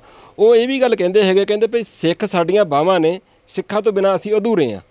ਇਦਾਂ ਵੀ ਕਹਿੰਦੇ ਹੈਗੇ ਫਿਰ ਤੁਹਾਨੂੰ ਕੁੱਟਦੇ ਵੀ ਆ, ਮਾਰਦੇ ਵੀ ਆ। ਕਿਉਂ ਕੁੱਟਦੇ ਆ, ਕਿਉਂ ਮਾਰਦੇ ਆ? ਨਹੀਂ, ਗੱਲ ਤੇ ਉਹਨਾਂ ਦੀ ਠੀਕ ਹੈ। ਉਹ ਇਸੇ ਕਰਕੇ ਕਹਿ ਰਹੇ, ਉਹਨਾਂ ਨੂੰ ਪਤਾ ਵੀ ਸਿੱਖਾਂ ਤੋਂ ਬਗੈਰ ਉਹਨਾਂ ਦੇ ਪੱਲੇ ਕੁਛ ਨਹੀਂ। ਓਬਾਮਾ ਕਹਿ ਲੈਣ, ਜੋ ਮਰਜ਼ੀ ਕਹਿ ਲੈਣ, ਗੱਲ ਇਹ ਆ ਵੀ ਜਦੋਂ ਤਾਂ ਸਿੱਖਾਂ ਨੂੰ ਉਹਨਾਂ ਨੇ ਬਾਰਡਰ ਤੇ ਵਰਤਣਾ, ਉਦੋਂ ਉਹਨਾਂ ਨੇ ਮਾਣ ਕਰਨਾ ਆ। ਜਦੋਂ ਤੁਸੀਂ ਕਹਿੰਦੇ ਹੁੰਦੇ ਨਾ ਵੀ ਤੁਸੀਂ ਘੋੜੇ ਬਣਨਾ ਜਾਂ ਘੋੜਸਵਾਰ ਬਣਨਾ, ਉਹ ਜਦੋਂ ਘੋੜਸਵਾਰ ਬਣ ਕੇ ਸੋਚਦੇ ਆ ਨਾ, ਫਿਰ ਉਹਨਾਂ ਨੂੰ ਇਹ ਘੋੜੇ ਬਹੁਤ ਵਧੀਆ ਲੱਗਦੇ। ਪਰ ਜੇ ਕਿਤੇ ਉਹਨਾਂ ਨੇ ਘੋੜੇ ਬਣਨਾ ਆ, ਫਿਰ ਉਹਨਾਂ ਨੂੰ ਇਹ ਬੰਦੇ ਚੰਗੇ ਨਹੀਂ ਲੱਗਦੇ। ਕਹਾਣੀ ਸਿਰਫ ਇੰਨੀ ਹੈ, ਜੇ ਤੁਸੀਂ ਉਹਨਾਂ ਦੇ ਲਈ, ਉਹਨਾਂ ਦੇ ਆਈਡੀਏ ਦੇ ਲਈ, ਉਹਦੇ ਲਈ ਲੜੋ ਮਰੋ ਤੇ ਉਹ ਤੁਹਾਡੇ ਤੇ ਮਾਣ ਕਰਦੇ ਆ, ਪਰ ਜੇ ਤੁਸੀਂ ਉਹਦੇ ਆਈਡੀਏ ਤੇ ਸਵਾਲ ਕਰੋਗੇ ਫਿਰ ਉਹ ਤੁਹਾਨੂੰ ਦੁਸ਼ਮਣ ਦੀ ਨਿਗਾਹ ਨਾਲ ਦੇਖਦੇ ਆ। ਇੱਕ ਹੋਰ ਸਵਾਲ ਮੈਂ ਦੋਨਾਂ ਵੀਰਾਂ ਦੇ ਸਾਹਮਣੇ ਰੱਖੂੰਗਾ, ਜਿੰਨੇ ਵੀ ਸੱਜਣ ਗੱਲਬਾਤ ਸੁਣ ਰਹੇ ਨੇ, ਤੁਸੀਂ ਵੀ ਦਰਸ਼ਕੋ ਇਸ ਸਵਾਲ ਦਾ ਜਵਾਬ ਦੇਣ ਦੀ ਜ਼ਰੂਰ ਕੋਸ਼ਿਸ਼ ਕਰੋ ਕਮੈਂਟ ਬਾਕਸ ਦੇ ਵਿੱਚ ਜਾ ਕੇ। ਨੋਬਲਜੀਤ ਸਿੰਘ ਜੀ, ਜਿਵੇਂ ਵੀਰ ਹੋਰਾਂ ਨੇ ਆਖਿਆ ਕਿ ਜਦੋਂ ਤੁਸੀਂ ਆਪਣੇ ਹੱਕਾਂ ਦੇ ਵਾਸਤੇ ਲੜਦੇ ਹੋ ਤਾਂ ਫਿਰ ਉਹ ਤੁਸੀਂ ਉਹਨਾਂ ਨੂੰ ਚੰਗੇ ਨਹੀਂ ਲੱਗਦੇ ਹੈਗੇ, ਪਰ ਜਦੋਂ ਤੁਸੀਂ ਉਹਨਾਂ ਵਾਸਤੇ ਲੜਦੇ ਹੋ ਫਿਰ ਉਹ ਤੁਹਾਡੇ ਤੇ ਮਾਣ ਵੀ ਮਹਿਸੂਸ ਕਰਦੇ ਆ, ਫਿਰ ਤੁਹਾਡੀ ਵਾਹ ਵੀ ਕਰਦੇ ਹੈਗੇ ਆ। ਸੋ ਸਵਾਲ ਇਹ ਆ ਕਿ ਸ਼ੇਰੇ ਪੰਜਾਬ ਮਹਾਰਾਜਾ ਰਣਜੀਤ ਸਿੰਘ ਜੀ ਵਾਲਾ ਰਾਜ ਭਾਗ ਜਿਹੜਾ ਤੁਹਾਡੇ ਕੋਲ ਹੁੰਦਾ ਸੀਗਾ, ਸਾਡੇ ਕੋਲ ਹੁੰਦਾ ਹੀ, ਸਾਡੇ ਪੁਰਖਿਆਂ ਨੇ ਉਹ ਰਾਜ ਹੰਢਾਇਆ ਹੈਗਾ। ਮੈਨੂੰ ਲੱਗਦਾ ਕਿ ਜਿਹੜੇ ਇੱਦਾਂ ਅੰਗੂਠੇ ਥੱਲੇ ਨੂੰ ਕਰਦੇ ਆ, ਜਿਹੜੇ ਕਹਿੰਦੇ ਸਾਰਾ ਕੁਝ ਤਾਂ ਵਧੀਆ ਹੈਗਾ, ਸ਼ਾਇਦ ਉਹਨਾਂ ਵਿੱਚੋਂ ਬਹੁਤਿਆਂ ਨੂੰ ਉਹ ਯਾਦ ਭੁੱਲ ਗਿਆ ਹੈਗਾ ਕਿ ਤੁਸੀਂ ਰਾਜ ਕਰਨ ਵਾਲੇ ਸੀਗੇ, ਔਰ ਜਿਹੜੇ ਅੱਜ ਤੁਹਾਡੇ ਤੇ ਰਾਜ ਕਰਦੇ ਆ ਉਹਨਾਂ ਨੇ ਲੰਬਾ ਸਮਾਂ ਗੁਲਾਮੀ ਹੰਢਾਈ ਹੋਈ ਆ, ਜਿਹੜੇ ਅੱਜ ਤੁਹਾਡੇ ਤੇ ਰਾਜ ਕਰਦੇ ਆ। ਸ਼ਾਇਦ ਇਸ ਕਰਕੇ ਵੀ ਉਹ ਆਪਣਾ ਅਸਲ ਭੁੱਲ ਗਏ ਹੈਗੇ ਆ। ਮੈਂ ਤੁਹਾਡੇ ਕੋਲ ਇਹ ਜਾਣਨਾ ਚਾਹੁੰਦਾ ਕਿ ਤੁਹਾਨੂੰ ਲੱਗਦਾ ਕਿ ਜਿਹੜਾ ਅੱਜ ਦਾ ਯੂਥ ਵਾ ਸਿੱਖ ਦੁਨੀਆ ਭਰ ਵਿੱਚ ਕਿਸੇ ਵੀ ਕੋਨੇ 'ਚ ਬੈਠਾ ਹੋਵੇ, ਉਹਨਾਂ ਨੂੰ ਸ਼ੇਰੇ ਪੰਜਾਬ ਮਹਾਰਾਜਾ ਰਣਜੀਤ ਸਿੰਘ ਦਾ ਰਾਜ ਦੁਬਾਰਾ ਯਾਦ ਆ ਰਿਹਾ? ਇਹ ਮੈਂ ਤੁਹਾਡੇ ਕੋਲ ਸਵਾਲ, ਤੁਹਾਡੇ ਕੋਲੋਂ ਵੀ ਦਰਸ਼ਕੋ, ਤੁਹਾਡੇ ਦੋਨਾਂ ਵੀਰਾਂ ਦੇ ਕੋਲੋਂ, ਕਿਉਂਕਿ ਮੈਂ ਵੇਖਦਾ ਕਿ ਸਿੱਧੂ ਮੂਸੇਵਾਲਾ ਗੀਤ ਗਾਉਂਦਾ, ਦੀਪ ਸਿੱਧੂ ਗੱਲ ਕਰਦਾ ਆਜ਼ਾਦੀ ਦੀ, ਤੇ ਉਸ ਵੇਲੇ ਯੂਥ ਉਹਨਾਂ ਦੀ ਹਾਂ ਦੇ ਵਿੱਚ ਹਾਂ ਮਿਲਾਉਂਦਾ ਹੈਗਾ। ਤਾਂ ਕਰਕੇ ਮੈਨੂੰ ਕਈ ਵਾਰ ਲੱਗਦਾ ਹੈਗਾ ਕਿ ਕਾਫੀ ਜ਼ਿਆਦਾ ਹੁਣ ਚੇਤਨਤਾ ਹੈਗੀ ਆ। ਦੇਖੋ, ਇੱਕ ਅਚੇਤ ਮਨ ਹੁੰਦਾ, ਇੱਕ ਸੁਚੇਤ ਮਨ ਹੁੰਦਾ। ਜਿਹੜਾ ਸੁਚੇਤ ਮਨ ਹੁੰਦਾ ਨਾ, ਉਹ ਜਿੱਦਾਂ ਜੋ ਪਿੱਛੇ ਘੜਿਆ ਜਾਂ ਘਟਿਆ ਉਹਦੇ ਬਾਰੇ ਪੜ੍ਹਦਾ ਲਿਖਦਾ ਸਮਝਦਾ ਰਹਿੰਦਾ ਤੇ ਭਵਿੱਖ ਤੇ ਮੌਜੂਦਾ ਸਮੇਂ ਦੇ ਉੱਤੇ ਉਹਨੂੰ ਸਮਝਦਾ ਰਹਿੰਦਾ ਉਹ ਗੱਲ ਨੂੰ। ਪਰ ਜਿਹੜਾ ਅਚੇਤ ਹੁੰਦਾ ਨਾ ਮਨ, ਉਹਦੇ ਵਿੱਚ ਬਹੁਤ ਸਾਰੀਆਂ ਗੱਲਾਂ ਪਈਆਂ ਹੁੰਦੀਆਂ। ਤੇ ਮੈਂ ਇਹ ਗੱਲ ਸਮਝਦਾ ਵੀ ਨੌਜਵਾਨ ਜਿੰਨੇ ਪੰਜਾਬ ਦੇ ਹੈਗੇ ਆ, ਜਿੰਨੇ ਸਿੱਖ ਆ, ਉਹਨਾਂ ਦੇ ਅਚੇਤ ਮਨ ਦੇ ਵਿੱਚ ਆਜ਼ਾਦੀ, ਲੜਾਕੂ ਸੁਭਾਅ, ਇਹ ਸਾਰੀਆਂ ਗੱਲਾਂ ਉਹਨਾਂ ਦੇ ਵਿੱਚ ਪਈਆਂ ਹੋਈਆਂ ਆ। ਤੇ ਜਦੋਂ ਇੱਕ ਮਾਹੌਲ ਬਣਦਾ, ਜਦੋਂ ਇੱਕ ਮੌਸਮ ਆਉਂਦਾ ਆ, ਤੇ ਉਹ ਉਹਨਾਂ ਦੇ ਵਿੱਚੋਂ ਉਜਾਗਰ ਹੋ ਜਾਂਦੀਆਂ। ਹੁਣ ਤੁਸੀਂ ਦੀਪ ਸਿੱਧੂ ਦੀ ਜਾਂ ਤਾਂ ਗੱਲ ਲਾ ਲਓ ਜਾਂ ਮੂਸੇ ਵਾਲੇ ਦੀ ਗੱਲ ਲਾ ਲਓ, ਤੁਸੀਂ ਦੇਖੋ ਵੀ ਉਹ ਕਿੱਦਾਂ ਦਾ ਉਹਨਾਂ ਦਾ ਹਿਸਾਬ ਕਿਤਾਬ ਸੀ, ਕਿੱਦਾਂ ਦੀ ਉਹਨਾਂ ਦੀ ਲਾਈਫ ਸੀਗੀ, ਪਰ ਉਹ ਕਿੱਥੇ ਆ ਕੇ ਉਹਨਾਂ ਨੇ ਗੱਲ ਲਿਆਂਦੀ। ਤੇ ਮੈਂ ਇਹ ਗੱਲ ਸਮਝਦਾ, ਦੇਖੋ ਜਦੋਂ ਪੰਜਾਬ ਮਤਲਬ 1947 ਤੋਂ ਪਹਿਲਾਂ ਗਦਰੀ ਬਾਬੇ ਵੀ ਲੜੇ ਆ, ਹੈ ਨਾ, ਤੇ ਉਦੋਂ ਇਹ ਕਾਮਾ ਘਾਟਾ ਮਾਰੂ ਦੀ ਵੀ ਘਟਨਾ ਵਾਪਰੀ। ਬਹੁਤ ਸਾਰੇ ਉੱਧਰੋਂ ਸਿੰਘ ਜਿਹੜੇ ਆ ਉੱਥੇ ਗੁਰਦੁਆਰਿਆਂ 'ਚ ਅਰਦਾਸਾਂ ਕਰਕੇ ਇਸ ਧਰਤੀ ਦੇ ਲਈ ਲੜਨ ਦੇ ਲਈ ਆਏ ਆ। ਮੈਂ ਇੱਕ ਘਟਨਾ 'ਚ ਪੜ੍ਹਿਆ ਵੀ ਉਹ ਜਿਹੜੇ ਸਿੱਖ ਬੈਠੇ ਸੀ, ਜਦੋਂ ਜਹਾਜ਼ ਦੇ ਵਿੱਚ ਬੈਠੇ ਸੀਗੇ ਨਾ, ਇੱਕ ਸਿੱਖ ਕੋਲ ਬਹੁਤ ਸਾਰੇ ਪੈਸੇ ਸੀਗੇ। ਉਹ ਪੈਸੇ ਉਸ ਟਾਈਮ ਦੇ ਉੱਤੇ ਕਹਿੰਦੇ 30 ਲੱਖ ਸੀਗਾ ਉਸ ਟਾਈਮ ਦੇ ਉੱਤੇ, ਜਿਹੜਾ ਕਿ ਅੱਜ ਜੇ ਉਹਦੀ ਕੀਮਤ 30,000 ਕਰੋੜ ਨਾਲ ਵੀ ਜ਼ਿਆਦਾ ਬਣਦਾ। ਉਹ ਵੀ ਸਿੱਖ ਸੀਗੇ। ਉਹ ਕਹਿੰਦੇ ਉਹਦੇ ਪੈਸੇ ਉੱਥੇ ਸਮੁੰਦਰ 'ਚ ਡਿੱਗ ਗਏ ਉਹ, ਪਰ ਉਹਨੇ ਪਰਵਾਹ ਨਹੀਂ ਕੀਤੀ। ਮਤਲਬ ਅਸੀਂ ਧਰਤੀ, ਮੈਂ ਇਹ ਗੱਲ ਦੀ ਆਸ ਕਰਦਾ ਵੀ ਇਕੱਲੇ ਪੰਜਾਬ ਨਹੀਂ, ਦੁਨੀਆ ਦੇ ਵਿੱਚ ਜਿੱਥੇ ਵੀ ਸਿੱਖ ਵੱਸਦਾ, ਉਹ ਇਸ ਧਰਤੀ ਦਾ ਜੰਮਿਆ, ਇਸ ਮਿੱਟੀ ਦਾ ਖੂਨ ਆ ਉਹਦੇ ਵਿੱਚ। ਤੇ ਜਿੱਦਣ ਇਸ ਪੰਜਾਬ ਦੀ ਜਦੋਂ ਹੱਕਾਂ ਦੀ ਲੜਾਈ ਦੀ ਗੱਲ ਹੋਊਗੀ, ਤੇ ਉਹ ਜ਼ਰੂਰ ਇਸ ਧਰਤੀ ਤੇ ਪਰਤੂਗਾ ਤੇ ਉਹਦੀ ਲੜਾਈ ਦੇ ਵਿੱਚ ਜ਼ਰੂਰ ਯੋਗਦਾਨ ਪਾਊਗਾ। ਹੁਣ ਤੁਸੀਂ ਇਹ ਦੇਖਦੇ ਵੀ ਜਿਹੜਾ ਸਿੱਧੂ ਮੂਸੇਵਾਲਾ ਆ, ਉਹਦੇ ਗਾਣੇ ਦੀ ਕਿੰਨੀ ਉਹਨੂੰ ਫੋਲੋਇੰਗ ਸੀਗੀ, ਕਿੰਨੇ ਉਹਨੇ ਲਾਈਕ ਕੀਤਾ। ਤੇ ਉਹ ਕੌਣ ਸੀਗੇ? ਉਹ ਉਹੀ ਸੀਗੇ ਜਿਹੜੇ ਇੱਥੋਂ ਪੰਜਾਬੋਂ ਗਏ ਹੋਏ ਆ, ਇਸ ਦੇਸ਼ 'ਚੋਂ ਗਏ ਆ। ਉਹਨਾਂ ਦੇ ਖੂਨ ਵਿੱਚ ਉਹ ਗੱਲ ਪਈ ਹੋਈ ਆ, ਤਾਂ ਹੀ ਤਾਂ ਉਹ SYL ਦੀ ਗੱਲ ਉਹਨਾਂ ਨੇ ਸੁਣੀ ਹੈ ਨਾ, ਤਾਂ ਹੀ ਤਾਂ ਉਹਨਾਂ ਨੇ ਸ਼ਹੀਦ ਭਾਈ ਬਲਵਿੰਦਰ ਸਿੰਘ ਜਟਾਣੇ ਨੂੰ ਆਪਣਾ ਆਈਡੀਅਲ ਬਣਾਇਆ ਨਾ ਉਸ ਗਾਣੇ ਦੇ ਵਿੱਚ, ਤੇ ਲੋਕਾਂ ਨੇ ਵੀ ਮੰਨਿਆ ਨਾ, ਲੋਕਾਂ ਨੇ ਸਰਚ ਕੀਤੀ ਉਹਨਾਂ ਦੇ ਉੱਤੇ। ਤੇ ਮੈਂ ਇਹ ਗੱਲ ਨੂੰ ਸਮਝਦਾ ਵੀ ਇਹ ਗੱਲ ਜਿਹੜੀ ਆ ਉਹਨਾਂ ਦੇ ਅਚੇਤ ਮਨ 'ਚ ਪਈ ਆ। ਜਿੱਦਾਂ ਇਹ ਪੰਜਾਬ ਦਾ ਸੰਘਰਸ਼ ਹੋਰ ਉੱਠੂਗਾ ਤੇ ਜ਼ਰੂਰ ਸਾਰੇ ਇੱਧਰ ਨੂੰ ਮੂੰਹ ਕਰਨਗੇ, ਕਰਦੇ ਵੀ ਆ। ਜਦੋਂ ਕਿੱਦਾਂ ਦੇ ਹਾਲਾਤ ਬਣਦੇ ਆ, ਤੇ ਜਿੰਨਾ ਸਹਿਯੋਗ ਬਾਹਰੋਂ ਹੁੰਦਾ ਉਨਾ ਇੱਥੋਂ ਅਸੀਂ ਨਹੀਂ ਉਨਾ ਕੋਆਪਰੇਟ ਕਰ ਪਾਉਂਦੇ ਜਿੰਨਾ ਬਾਹਰੋਂ ਸਹਿਯੋਗ ਹੁੰਦਾ ਆ। ਤੇ ਦੂਜੀ ਗੱਲ ਜਿਹੜੀ ਹੈਗੀ ਆ ਕਿ ਇਹ ਜਿਹੜੀਆਂ ਕੌਮਾਂ ਜਾਂ ਜਿਹੜੀਆਂ ਆਰਗੇਨਾਈਜੇਸ਼ਨਾਂ, ਜਥੇਬੰਦੀਆਂ ਆਪਣੀ ਹਿਸਟਰੀ ਨੂੰ ਭੁਲਾ ਦਿੰਦੀਆਂ, ਉਹ ਮਿੱਟੀ ਹੋ ਜਾਂਦੀਆਂ। ਸਭ ਤੋਂ ਵੱਡੀ ਜੇ ਉਹਦੀ ਉਦਾਹਰਨ ਦੇਖਣੀ ਆ ਤੇ ਸ਼੍ਰੋਮਣੀ ਅਕਾਲੀ ਦਲ ਦੀ ਉਦਾਹਰਨ ਦੇ ਸਕਦੇ, ਜਿਹਦੇ ਬ੍ਰੈਕਟ ਦੇ ਵਿੱਚ ਬਾਦਲ ਲਿਖਿਆ ਹੋਇਆ। ਤੁਸੀਂ ਦੇਖੋ, ਪ੍ਰਕਾਸ਼ ਸਿੰਘ ਬਾਦਲ ਨੇ ਆਪਣੇ ਪੁੱਤ ਨੂੰ ਉਹ ਸਾਰੀਆਂ ਗੱਲਾਂ ਦੱਸੀਆਂ ਜੋ ਲੁੱਟ ਦੀਆਂ ਸੀ, ਪਰ ਉਹ 1955 ਦਾ ਇਤਿਹਾਸ ਨਾ ਪੜ੍ਹਾ ਸਕਿਆ ਪੁੱਤ ਨੂੰ।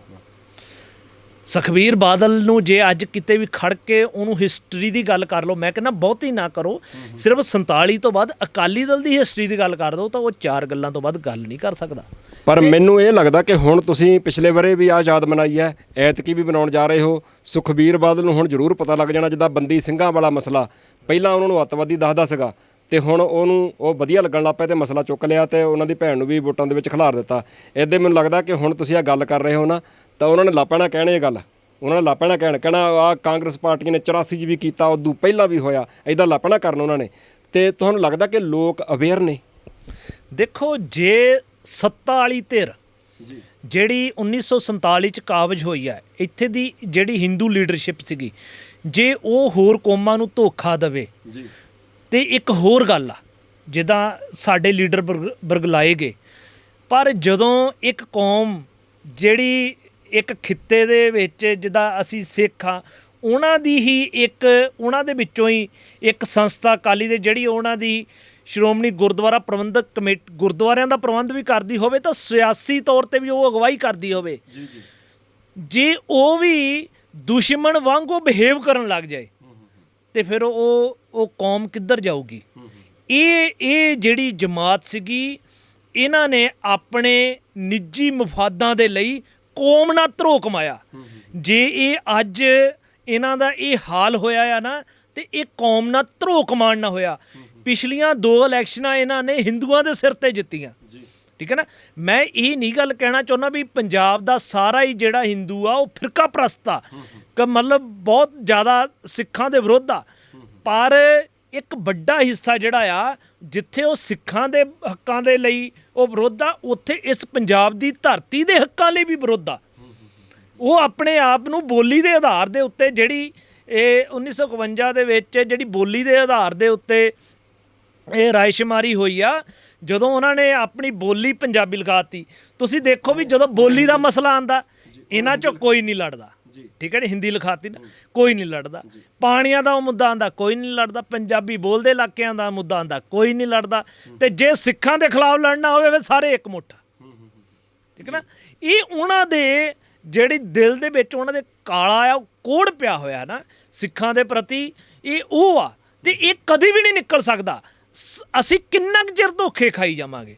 ਅਸੀਂ 1955 ਦੇਖ ਲਿਆ ਹੈ ਨਾ, ਅਸੀਂ 1984 ਵਰਗੀ ਤਾਂ ਘਟਨਾ, ਮੈਂ ਕਹਿੰਦਾ ਵੀ ਉਹ ਇੰਨੀ ਪਵਿੱਤਰ ਘਟਨਾ ਆ ਨਾ, ਜਿਹੜੀ ਉਹ 1984 ਵਾਲਾ ਜਿਹੜਾ ਅਟੈਕ ਆ ਉਹ ਬਹੁਤ ਪਵਿੱਤਰ ਆ। ਜੇ ਉਹ ਘਟਨਾ ਦੇ ਵਿੱਚੋਂ ਵੀ ਅਸੀਂ ਦੁਸ਼ਮਣ ਨਹੀਂ ਸਮਝ ਸਕੇ ਤੇ ਕੌਮੀ ਹੱਕ ਤੇ ਕੌਮੀਅਤ ਨੂੰ ਨਹੀਂ ਸਮਝ ਸਕੇ ਨਾ, ਤੇ ਫਿਰ ਅਸੀਂ ਕਿਸੇ ਪਾਸੇ ਨਹੀਂ ਲੱਗ ਸਕਾਂਗੇ। ਫਿਰ ਕੀ ਉਡੀਕ ਰਹੇ ਆ। ਪਰ ਮੈਂ ਇਹ ਗੱਲ ਸਮਝਦਾ ਵੀ ਇਹ ਗੱਲ ਕਰਨ ਦਾ ਕੋਈ ਮਤਲਬ, ਇਹ ਗੱਲ ਨੌਜਵਾਨਾਂ ਦੇ ਵਿੱਚ ਬਹੁਤ ਜ਼ਿਆਦਾ ਰਨ ਕਰ ਰਹੀ ਆ, ਉਹਨਾਂ ਦੇ ਵਿੱਚ ਜਾ ਰਹੀ ਆ, ਸਮਝ ਰਹੇ ਆ, ਤੇ ਇਹ ਮੁੱਢ ਵੱਜ ਜਾਊਗਾ ਤੇ ਸਟੇਟ ਸਾਨੂੰ ਦਬਾ ਨਹੀਂ ਸਕੂਗੀ ਇੱਥੇ। ਜੀ ਵਾਕਈ ਮਨਜੀਤ ਸਿੰਘ ਜੀ, ਜਿਵੇਂ ਵੀਰ ਹੋਰਾਂ ਨੇ ਗੱਲ ਕੀਤੀ, ਆਪਾਂ ਪਹਿਲਾਂ ਵੀ ਗੱਲ ਕੀਤੀ ਸੀਗੀ ਕਿ ਹੁਣ ਬਾਦਲ ਕਿਆ ਨੇ ਜੇ ਪੰਥ ਦੇ ਨਾਲ ਧਰੋ ਕਮਾਇਆ, ਪੰਜਾਬ ਦੇ ਨਾਲ ਧਰੋ ਕਮਾਇਆ, ਤੇ ਪੰਜਾਬੀਆਂ ਨੇ ਤੇ ਪੰਥ ਨੇ ਇਹਨਾਂ ਨੂੰ ਧੱਕ ਕੇ ਪੂਰੀ ਤਰ੍ਹਾਂ ਕੰਧ ਦੇ ਨਾਲ ਲਾਤਾ। ਇਹਨਾਂ ਨੇ ਬੰਦੀ ਸਿੰਘਾਂ ਨੂੰ ਅੱਤਵਾਦੀ ਦੱਸਦੇ ਸੀਗੇ, ਬਲਵੰਤ ਸਿੰਘ ਰਾਜੋਆਣਾ ਜੀ ਦੀ ਭੈਣ ਨੂੰ ਇਹਨਾਂ ਨੇ ਟਿਕਟ ਦੇ ਕੇ ਵੀ ਨਵਾਜਿਆ, ਸਾਰਾ ਕੁਝ ਕਰਕੇ ਵੇਖ ਲਿਆ, ਪਰ ਤਾਂ ਵੀ ਜ਼ਮਾਨਤ ਤੱਕ ਵੀ ਜ਼ਬਤ ਹੋ ਗਈ। ਆਹ ਹਾਲਾਤ ਬਣ ਗਏ। ਇੱਦਾਂ ਦੇ ਹਾਲਾਤਾਂ ਵਿੱਚ ਮੈਨੂੰ ਤਾਂ ਕਈ ਵਾਰ ਇਹ ਲੱਗਦਾ ਹੈਗਾ ਕਿ ਪੱਤਰਕਾਰ ਹੋਣ ਦੇ ਨਾਤੇ ਕਿ ਪੰਜਾਬ ਦੇ ਲੋਕ, ਸਿੱਖ ਭਾਈਚਾਰੇ ਦੇ ਲੋਕ ਅਵੇਅਰ ਨੇ, ਯੂਥ ਅਵੇਅਰ ਵਾ। ਤੁਹਾਨੂੰ ਲੱਗਦਾ ਕਿ ਜਿਵੇਂ ਵੀਰ ਹੋਰਾਂ ਦਾ ਕਹਿਣਾ ਹੈਗਾ ਕਿ ਇੱਕ ਮੁੱਢ ਵੱਜੂਗਾ, ਲੱਗਦਾ ਕਿ ਇੱਕ ਲੀਡਰਸ਼ਿਪ ਦਾ ਇੱਦਾਂ ਦੀ ਦਾ ਉਭਾਰ ਹੋਊਗਾ ਜਿਹੜੇ 1955 ਦਾ ਹਵਾਲਾ ਦੇ ਕੇ, 1947 ਦਾ ਹਵਾਲਾ ਦੇ ਕੇ, 1984 ਦਾ ਹਵਾਲਾ ਦੇ ਕੇ, ਉਦੋਂ ਬਾਅਦ ਜਿਹੜੀਆਂ ਘਟਨਾਵਾਂ ਵਾਪਰੀਆਂ, ਫੇਕ ਐਨਕਾਊਂਟਰਾਂ ਤੋਂ ਲੈ ਕੇ ਹੁਣ ਤੱਕ ਜੋ ਕੁਝ ਵੀ ਵਾਪਰ ਰਿਹਾ, ਤੁਹਾਨੂੰ ਲੱਗਦਾ ਕਿ ਇੱਦਾਂ ਦੀ ਲੀਡਰਸ਼ਿਪ ਉੱਭਰੂਗੀ ਜਿਹੜੀ ਮੁੜ ਆਪਣੇ ਲੋਕਾਂ ਨੂੰ ਇਹ ਗੱਲ ਆਖੂਗੀ ਕਿ ਤੁਸੀਂ ਰਾਜੇ ਸੀਗੇ ਇਸ ਧਰਤੀ ਦੇ? ਬਿਲਕੁਲ ਜੀ, 100%, ਕਿਉਂਕਿ ਇਹ ਬਾਜਾਂ ਵਾਲੇ ਪਾਤਸ਼ਾਹ ਦੀ ਸਾਜੀ ਨਵਾਜੀ ਕੌਮ ਆ ਜੀ, ਤੇ ਬਾਜ ਬਾਹਲੀ ਦੇਰ ਪਿੰਜਰੇ 'ਚ ਰਹਿੰਦਾ ਨਹੀਂ ਜੀ। ਉਹ ਫੜਾਉਂਦਾ ਆ ਜੀ, ਜਾਂ ਉਹ ਪਿੰਜਰੇ ਦੇ ਵਿੱਚ ਹੀ ਤੜਫ ਕੇ ਮਰਨਾ ਪਸੰਦ ਕਰਦਾ, ਜਾਂ ਉਹ ਆਜ਼ਾਦ ਜੀਵਨ ਪਸੰਦ ਕਰਦਾ। ਜੀ। ਤੇ ਸਿੱਖ ਦੀ ਤਜਵੀਜ਼ ਜਿਹੜੀ ਉਹ ਵੀ ਬਾਜ ਦੇ ਨਾਲ ਹੀ ਦਿੱਤੀ ਜਾਂਦੀ ਹੈ। ਤੇ ਸਿੱਖ ਲੜਦਾ ਆ ਰਿਹਾ, ਸ਼ੁਰੂ ਤੋਂ ਲੈ ਕੇ ਲੜਦਾ ਆ ਰਿਹਾ, ਤੇ ਸੰਘਰਸ਼ ਹੁਣ ਵੀ ਜਾਰੀ ਆ। ਜਿਹੜੀ ਜਿਸ ਕਦਰ ਜਿਹੜੀ ਇੰਡੀਅਨ ਪੋਲੀਟਿਕਸ ਦੇ ਵਿੱਚ ਇੱਕ ਵੱਡਾ ਚੇਂਜ, ਜਿਹੜੀ ਇੱਕ ਤਾਜ਼ੀ ਐਗਜ਼ੈਂਪਲ ਸੈੱਟ ਹੋਈ ਸਿਮਰਨਜੀਤ ਸਿੰਘ ਮਾਨ ਵਾਲੀ, ਮੈਨੂੰ ਲੱਗਦਾ ਕਿ ਉਸ ਘਟਨਾ ਨੇ ਇਹ ਸਿੱਧ ਕਰ ਦਿੱਤਾ ਵੀ ਹਜੇ ਜਿਹੜੀ ਸਿੱਖ ਜਵਾਨੀ ਆ ਉਹ ਇਹਨਾਂ ਮੁੱਦਿਆਂ ਨੂੰ ਬਹੁਤ ਗੰਭੀਰਤਾ ਨਾਲ ਲੈਂਦੀ ਹੈ। ਔਰ ਇਹਦੇ ਵਿੱਚ ਬਹੁਤ ਵੱਡਾ ਰੋਲ ਜਿਹੜਾ ਆ ਉਹ ਦੀਪ ਸਿੱਧੂ ਦਾ ਮੈਂ ਮੰਨਦਾ। ਸਿਮਰਨਜੀਤ ਸਿੰਘ ਮਾਨ ਦੀ ਜਿੱਤ ਨੂੰ ਵੀ ਮੈਂ ਇਹ ਮੰਨਦਾ ਵੀ ਉਹ ਦੀਪ ਸਿੱਧੂ ਦੀ ਦੇਣ ਆ। ਉਹ ਅੱਜ ਜੇ ਹਾਲਾਤ ਜਿਹੜੇ ਬਣੇ, ਜਿਨ੍ਹਾਂ ਹਾਲਾਤਾਂ 'ਚੋਂ ਜਿੱਤੇ, ਉਹਨਾਂ ਦਾ ਜਿਹੜਾ ਪਿੜ ਵੱਜਾ, ਜਿਹੜਾ ਮੁੱਢ ਆ, ਉਹ ਦੀਪ ਸਿੱਧੂ ਨੇ ਕ੍ਰੀਏਟ ਕੀਤਾ ਸੀ। ਉਸ ਤੋਂ ਪਹਿਲਾਂ ਤੱਕ ਕਿਤੇ ਨਾ ਕਿਤੇ ਸਿਮਰਨਜੀਤ ਸਿੰਘ ਮਾਨ ਦੇ ਕਹਿਣ ਦੇ ਬਾਵਜੂਦ, ਉਹਨਾਂ ਦੀਆਂ ਸਟੇਟਮੈਂਟਾਂ ਦੇ ਬਾਵਜੂਦ ਕਿ ਮੇਰੀ ਕੌਮ ਮੈਨੂੰ ਹਰਾ ਦਿੰਦੀ ਆ, ਤੇ ਸ਼ਾਇਦ ਉਸ ਕਦਰ ਹੁਲਾਰ ਨਹੀਂ ਸੀ ਆਇਆ। ਪਰ ਜਿਹੜੀ ਇੱਕ ਨੈਰੇਟਿਵ ਲੈ ਕੇ ਆਇਆ ਦੀਪ ਸਿੱਧੂ, ਜਿਹੜੀ ਉਹਨੇ ਕਲੈਰਿਟੀ ਦਿੱਤੀ ਆ, ਸਿੱਖ ਨੈਰੇਟਿਵ ਲੈ ਕੇ ਆਂਦਾ ਜਿਹੜਾ, ਕਿਉਂਕਿ ਸਟੇਟ ਨੇ ਆਪਣੇ ਬਾਰ-ਬਾਰ ਨੈਰੇਟਿਵ ਸਿੱਤੇ ਤੇ ਸਾਡੇ ਲੋਕਾਂ ਨੇ ਉਹ ਨੈਰੇਟਿਵ ਦੇ ਅਸੀਂ ਸ਼ਿਕਾਰ ਵੀ ਹੋਏ, ਸਾਡੇ ਲੋਕ, ਹੈ ਨਾ। ਪਰ ਦੀਪ ਸਿੱਧੂ ਨੇ ਜਿੱਦਾਂ ਉਹਨਾਂ ਨੂੰ ਸਾਫ਼ ਕੀਤਾ, ਉਹਨਾਂ ਦੇ ਨੈਰੇਟਿਵ ਨੂੰ, ਤੇ ਇੱਕ ਸਿੱਖ ਨੈਰੇਟਿਵ ਉਹਦੇ ਪੈਰਲਰ ਖੜਾ ਕੀਤਾ, ਉਸ ਨੈਰੇਟਿਵ ਨੇ ਕਿਤੇ ਨਾ ਕਿਤੇ ਕਹਿ ਲਓ, ਜੇ ਆਪਾਂ ਇਹਦੇ ਮੂਸੇ ਵਾਲੇ ਦੀ ਵੀ ਗੱਲ ਕਰੀਏ, ਮੈਨੂੰ ਲੱਗਦਾ ਕਿ ਮੂਸੇ ਵਾਲੇ ਦਾ ਵੱਡਾ ਚੇਂਜ ਵੀ ਸ਼ਾਇਦ ਉਹ ਦੀਪ ਸਿੱਧੂ ਦੀ ਬਦੌਲਤ ਸੀ। ਕਿਉਂਕਿ ਜੇ ਉਹ ਚੇਂਜ ਹੋਇਆ ਨਾ, ਮਾਨ ਸਾਹਿਬ ਦੀ ਗੱਲ ਨੂੰ ਜਿੱਦਾਂ ਰੀਪ੍ਰੈਜ਼ੈਂਟ ਕੀਤਾ ਦੀਪ ਸਿੱਧੂ ਨੇ, ਜਾਂ ਉਹਨਾਂ ਦੀ ਜਿਹੜੀ ਖਾਸੀਅਤ ਨੂੰ ਜਿੱਦਾਂ ਦੀਪ ਸਿੱਧੂ ਲੈ ਕੇ ਆਇਆ, ਜਾਂ ਪੰਥ ਦੀਆਂ ਉਹ ਗੱਲਾਂ ਜਿਹੜੀਆਂ ਮਾਨ ਸਾਹਿਬ ਦੇ ਜ਼ਰੀਏ ਦੀਪ ਸਿੱਧੂ ਲੈ ਕੇ ਆਇਆ ਵੀ ਇੱਧਰੋਂ ਆਪਾਂ ਨੂੰ ਕੁਝ ਮਿਲ ਸਕਦਾ, ਉਸ ਇਫੈਕਟ ਨੇ ਸ਼ਾਇਦ ਮੂਸੇ ਵਾਲੇ ਨੂੰ ਵੀ ਇਫੈਕਟ ਕੀਤਾ ਹੋਊਗਾ। ਉਹ ਇੱਧਰ ਨੂੰ ਉਲਰਿਆ ਹੈ ਨਾ, ਤੇ ਬਹੁਤ ਸਾਰੀ ਜਿਹੜੀ ਸਿੱਖ ਜਵਾਨੀ ਆ ਉਹ ਇਸ ਚੀਜ਼ ਤੋਂ ਪ੍ਰਭਾਵਿਤ ਹੋਈ। ਤੇ ਇਹਦੇ ਨਾਲ ਹੁਣ ਅਸੀਂ ਇਹ ਵੀ ਤੁਹਾਡੇ ਚੈਨਲ ਦੇ ਜ਼ਰੀਏ ਕਹਿਣਾ ਚਾਹੁੰਦੇ ਕਿ ਮਾਨ ਸਾਹਿਬ ਦੇ ਮੋਢਿਆਂ ਤੇ ਵੀ ਜ਼ਿੰਮੇਵਾਰੀ 10 ਗੁਣਾ ਵੱਧ ਗਈ ਹੈ। ਤੇ ਜਿਸ ਆਸ ਤੇ ਉਮੀਦ ਦੇ ਨਾਲ ਕੌਮ ਨੇ ਉਹਨਾਂ ਨੂੰ ਇਹ ਜਗ੍ਹਾ ਦਿੱਤੀ ਆ, ਦੁਬਾਰਾ ਇੱਕ ਵਾਰ ਫਿਰ ਉਹ ਜਿਸ ਲੈਵਲ ਤੇ ਆ ਕੇ ਖੜੇ ਹੋਏ ਆ, ਉਹ ਇਸ ਤੋਂ ਵੱਧ ਕੌਮ ਦੀ ਝੋਲੀ 'ਚ ਪਾਉਣ, ਵਾਕਈ ਇਹ ਵੱਡੀ ਗੱਲ ਆ ਜੀ, ਤਾਂ ਜੋ ਜਿਹੜਾ ਅੱਗੇ ਆਉਣ ਵਾਲਾ ਸਮਾਂ ਆ ਉਹ ਕੌਮ ਦਾ ਭਵਿੱਖ ਹੋਰ ਸੁਨਹਿਰੀ ਹੋ ਸਕੇ। ਕਿਤੇ ਉਹੀ ਪੋਲੀਟੀਕਲ ਦੂਜੀਆਂ ਪਾਰਟੀਆਂ ਦੀ ਤਰ੍ਹਾਂ ਪੰਥ ਇਸ ਲੀਡਰ ਤੋਂ ਵੀ ਨਿਰਾਸ਼ ਹੋ ਕੇ ਦੁਬਾਰਾ ਬੈਕਗੇਅਰ ਵਾਲੇ ਪਾਸੇ ਨੂੰ ਨਾ ਤੁਰ ਪਵੇ। ਇਹ ਹੁਣ ਪੰਥ ਦੀ ਸਾਰੀ એનર્ਜੀ ਜਿਹੜੀ ਪੰਥ ਨੇ ਮਾਨ ਸਾਹਿਬ ਨੂੰ ਦਿੱਤੀ ਹੈ, ਇਹ ਮਾਨ ਸਾਹਿਬ ਤੇ ਡਿਪੈਂਡ ਕਰਦਾ ਕਿ ਇਸ એનર્ਜੀ ਨੂੰ ਯੂਟਿਲਾਈਜ਼ ਕਿੱਦਾਂ ਕਰਦੇ ਆ। ਵਾਕਈ ਬਹੁਤ ਵੱਡੀ ਇੱਕ ਜ਼ਿੰਮੇਵਾਰੀ ਹੈਗੀ ਆ ਸਰਦਾਰ ਮਾਨ ਐਂਡ ਉਹਨਾਂ ਦੀ ਪਾਰਟੀ ਦੇ ਉੱਪਰ ਵੀ ਕਿੱਦਾਂ ਉਹ ਪੰਜਾਬ ਦੇ ਪਿੰਡ ਪੱਧਰ ਤੱਕ ਉਹ ਉੱਥੇ ਤੱਕ ਪਹੁੰਚਣਾ ਉਹਨਾਂ ਨੂੰ ਪਊਗਾ ਜਿੱਥੇ ਤੱਕ ਅਕਾਲੀ ਦਲ ਬਾਦਲ ਵਾਲੇ ਆਪਣੇ ਇਹਨਾਂ ਮੋਢਿਆਂ ਦੇ ਉੱਪਰ ਲੱਦ ਕੇ ਬੀਜੇਪੀ ਨੂੰ ਤੇ ਆਰਐਸਐਸ ਦੀ ਸੋਚ ਨੂੰ ਲੈ ਕੇ ਗਏ ਹੈਗੇ ਆ। ਸੋ ਉੱਥੇ ਤੱਕ ਮਾਨ ਸਾਹਿਬ ਐਂਡ ਉਹਨਾਂ ਦੀ ਪਾਰਟੀ ਪਹੁੰਚ ਕਰੂੰਗੀ ਜਾਂ ਨਹੀਂ, ਇਹ ਆਉਣ ਵਾਲਾ ਸਮਾਂ ਦੱਸੂਗਾ। ਪਰ ਲੋਕ ਜਾਗਦੇ ਨੇ, ਲੋਕਾਂ ਨੇ ਇਹ ਦੱਸ ਦਿੱਤਾ ਕਿ ਅਸੀਂ ਜਾਗਦੇ ਹਾਂ, ਲੋਕਾਂ ਨੇ ਦੱਸ ਦਿੱਤਾ ਕਿ ਅਸੀਂ ਜਿਉਂਦੇ ਹਾਂ, ਅਸੀਂ ਜਾਗਦੇ ਹਾਂ, ਅਸੀਂ ਹਾਲਾਤਾਂ ਨੂੰ ਸਮਝਦੇ ਹਾਂ, ਅਸੀਂ ਆਪਣੇ ਅਸਲੀ ਜਿਹੜਾ ਦੁਸ਼ਮਣ ਹੈਗਾ ਸਾਡਾ ਪਿੱਛੇ ਬੈਠਾ, ਅਸੀਂ ਉਹਨੂੰ ਵੀ ਸਮਝਦੇ ਹਾਂ।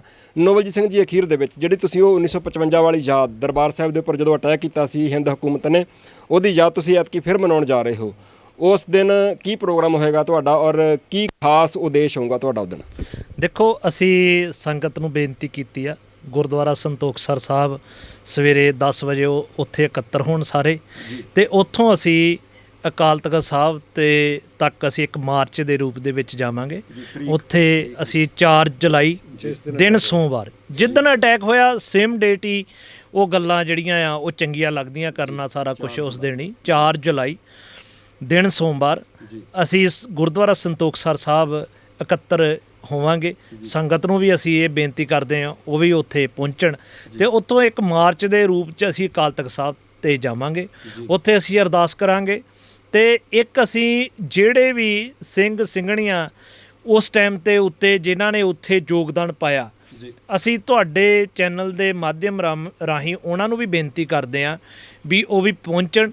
ਅਸੀਂ ਉਹਨਾਂ ਦਾ ਵੀ ਜਿਹੜਾ ਸਨਮਾਨ ਕਰਨਾ ਚਾਹੁੰਦੇ ਹਾਂ, ਤਾਂ ਕਿ ਆਉਣ ਵਾਲੀ ਪੀੜ੍ਹੀ ਨੂੰ ਇਹ ਗੱਲ ਪਤਾ ਲੱਗੇ ਵੀ 1955 ਦੇ ਵਿੱਚ ਜੂਝਣ ਵਾਲੇ ਜਿਹੜੇ ਸੀਗੇ ਉਹ ਇਹ ਮਾਈਆਂ ਭੈਣਾਂ ਬੀਬੀਆਂ ਜਾਂ ਬਜ਼ੁਰਗ ਜਾਂ ਨੌਜਵਾਨ ਇਹ ਸੀਗੇ ਜਿਹੜੇ ਹੁਣ ਬਜ਼ੁਰਗ ਹੋ ਗਏ ਹੋਣੇ ਆ। ਬਹੁਤ ਸਾਰੇ ਮੈਂ ਦੇਖਦਾ ਵੀ ਉਹ ਜਹਾਨੋਂ ਚਲ ਵੀ ਗਏ ਆ। ਮੇਰੇ ਆਪਣੇ ਦਾਦਾ ਜੀ ਉਸ ਟਾਈਮ ਇਹ ਮਤਲਬ ਪੰਜਾਬੀ ਸੂਬੇ ਮੋਰਚੇ ਦੇ ਵਿੱਚ ਉਹ ਇੱਥੋਂ ਜਥੇ ਲੈ ਕੇ ਜਾਂਦੇ ਰਹੇ ਆ। ਬਹੁਤ ਸਾਰੇ ਸਾਡੇ ਇਲਾਕੇ ਦੇ ਹੈਗੇ ਆ ਤੇ ਉਹ ਜਾਂਦੇ ਰਹੇ ਆ, ਜਿਹੜੇ ਹੁਣ ਜਾ ਵੀ ਚੁੱਕੇ ਆ, ਪਰ ਹਲੇ ਤੱਕ ਵੀ ਬਹੁਤ ਸਾਰੇ ਸਿੰਘ ਜਿਹੜੇ ਹੈਗੇ ਵੀ ਆ। ਅੱਜ ਮੈਂ ਇੱਕ ਬਜ਼ੁਰਗ ਨੂੰ ਮਿਲ ਕੇ ਆਇਆ ਜਿਹੜੇ ਉਹਨਾਂ ਦੀ 93 ਸਾਲ ਉਮਰ ਹੋ ਗਈ ਆ, ਜਿਹੜੇ ਉਸ ਟਾਈਮ ਦੇ ਉੱਤੇ ਵੀ ਉਹਨਾਂ ਦਾ ਦਾੜਾ ਥੋੜ੍ਹਾ ਜਿਹਾ ਚਿੱਟਾ ਹੋ ਗਿਆ ਸੀਗਾ, ਤੇ ਉਹ ਹਲੇ ਗੁਰੂ ਸਾਹਿਬ ਦੀ ਉਹਨਾਂ 'ਤੇ ਕਿਰਪਾ ਆ। ਮੈਂ ਇੱਦਾਂ ਦੇ ਸਿੰਘਾਂ ਸਿੰਘਣੀਆਂ ਨੂੰ ਜਿਹੜੇ ਵੀ ਹੈਗੇ ਆ ਉਹਨਾਂ ਨੂੰ ਮੈਂ ਕਰਦਾ ਬੇਨਤੀ ਵੀ ਉਹ ਅਕਾਲ ਤਖ਼ਤ ਸਾਹਿਬ 'ਤੇ ਪਹੁੰਚਣ। ਇੱਕ ਅਸੀਂ ਮੈਸੇਜ ਦਈਏ ਸੰਗਤ ਨੂੰ, ਇਹ ਘਟਨਾਵਾਂ ਭੁੱਲਣ ਵਾਲੀਆਂ ਨਹੀਂ ਹੁੰਦੀਆਂ, ਇਹ ਜਿਹੜੇ ਸੰਘਰਸ਼ ਆ ਇਹ ਭੁਲਾਉਣ ਵਾਲੇ ਨਹੀਂ ਹੁੰਦੇ। ਸਾਨੂੰ ਜਿੱਦਾਂ ਅਸੀਂ ਉਹ ਟੀਅਰ ਗੈਸ ਦੇ ਗੋਲੇ ਉੱਥੇ ਸਾਂਭ ਕੇ ਰੱਖੇ ਆ, ਤੇ ਇਹ ਪ੍ਰਦਰਸ਼ਨੀ ਦੇ ਵਿੱਚ ਅਜਾਇਬ ਘਰ ਦੇ ਵਿੱਚ ਇੱਦਾਂ ਹੀ ਉਹ ਵੀ ਸਾਡੇ ਲਈ ਬਹੁਤ ਸਨਮਾਨਯੋਗ ਹਸਤੀਆਂ ਜਿਨ੍ਹਾਂ ਨੇ ਉਹ ਸੰਘਰਸ਼ ਉਸ ਟਾਈਮ ਦੇ ਉੱਤੇ ਲੜਿਆ, ਜਿਨ੍ਹਾਂ ਨੇ ਉਹ ਤਸ਼ੱਦਦ ਨੂੰ ਸਹਿਆ, ਜਿਨ੍ਹਾਂ ਨੇ ਉਸ ਹਾਲਾਤਾਂ ਦੇ ਵਿੱਚ ਜਿਹੜਾ ਆ ਹਕੂਮਤ ਮੋਹਰੇ ਹਿੱਕ ਡਾਈ, ਤੇ ਉਹ ਵੀ ਸਾਡੇ ਲਈ ਬਹੁਤ ਸਤਿਕਾਰਯੋਗ ਆ। ਮੈਂ ਫਿਰ ਇਹ ਬੇਨਤੀ ਕਰਦਾ ਵੀ ਜਿਹੜੇ ਉਹ ਪਰਿਵਾਰ ਆ, ਕਿਉਂਕਿ ਉਦੋਂ ਦੇਖੋ ਜਿੱਦਣ ਇਹ 3 ਜੁਲਾਈ ਨੂੰ ਇੱਕ 2 ਜੁਲਾਈ ਦੀ ਰਾਤ ਦੀ ਘਟਨਾ ਆ ਵੀ ਜਦੋਂ ਉੱਥੋਂ ਮਾਸਟਰ ਤਾਰਾ ਸਿੰਘ ਹੁਣੀ ਇਹ ਗੁਰਦੁਆਰਾ ਮੰਜੀ ਸਾਹਿਬ ਤੋਂ ਉਹ ਬੋਲੇ ਆ ਤੇ ਉਦੋਂ 2 ਲੱਖ ਦਾ ਇਕੱਠ ਸੀਗਾ ਸ਼ਾਮ ਦਾ। ਮਤਲਬ ਇੰਨੇ ਭਾਰੀ ਇਕੱਠ ਦੇ ਇਕੱਠ ਦੇ ਵਿੱਚ ਸਿੱਖ ਸੀ। ਮੈਨੂੰ ਲੱਗਦਾ ਵੀ ਕੋਈ ਪੰਜਾਬ ਦਾ ਸਿੱਖ ਨਹੀਂ ਹੋਣਾ ਜਿਨ੍ਹਾਂ ਨੇ ਉਸ ਸੰਘਰਸ਼ ਦੇ ਵਿੱਚ ਨਾ ਯੋਗਦਾਨ ਪਾਇਆ ਹੋਵੇ।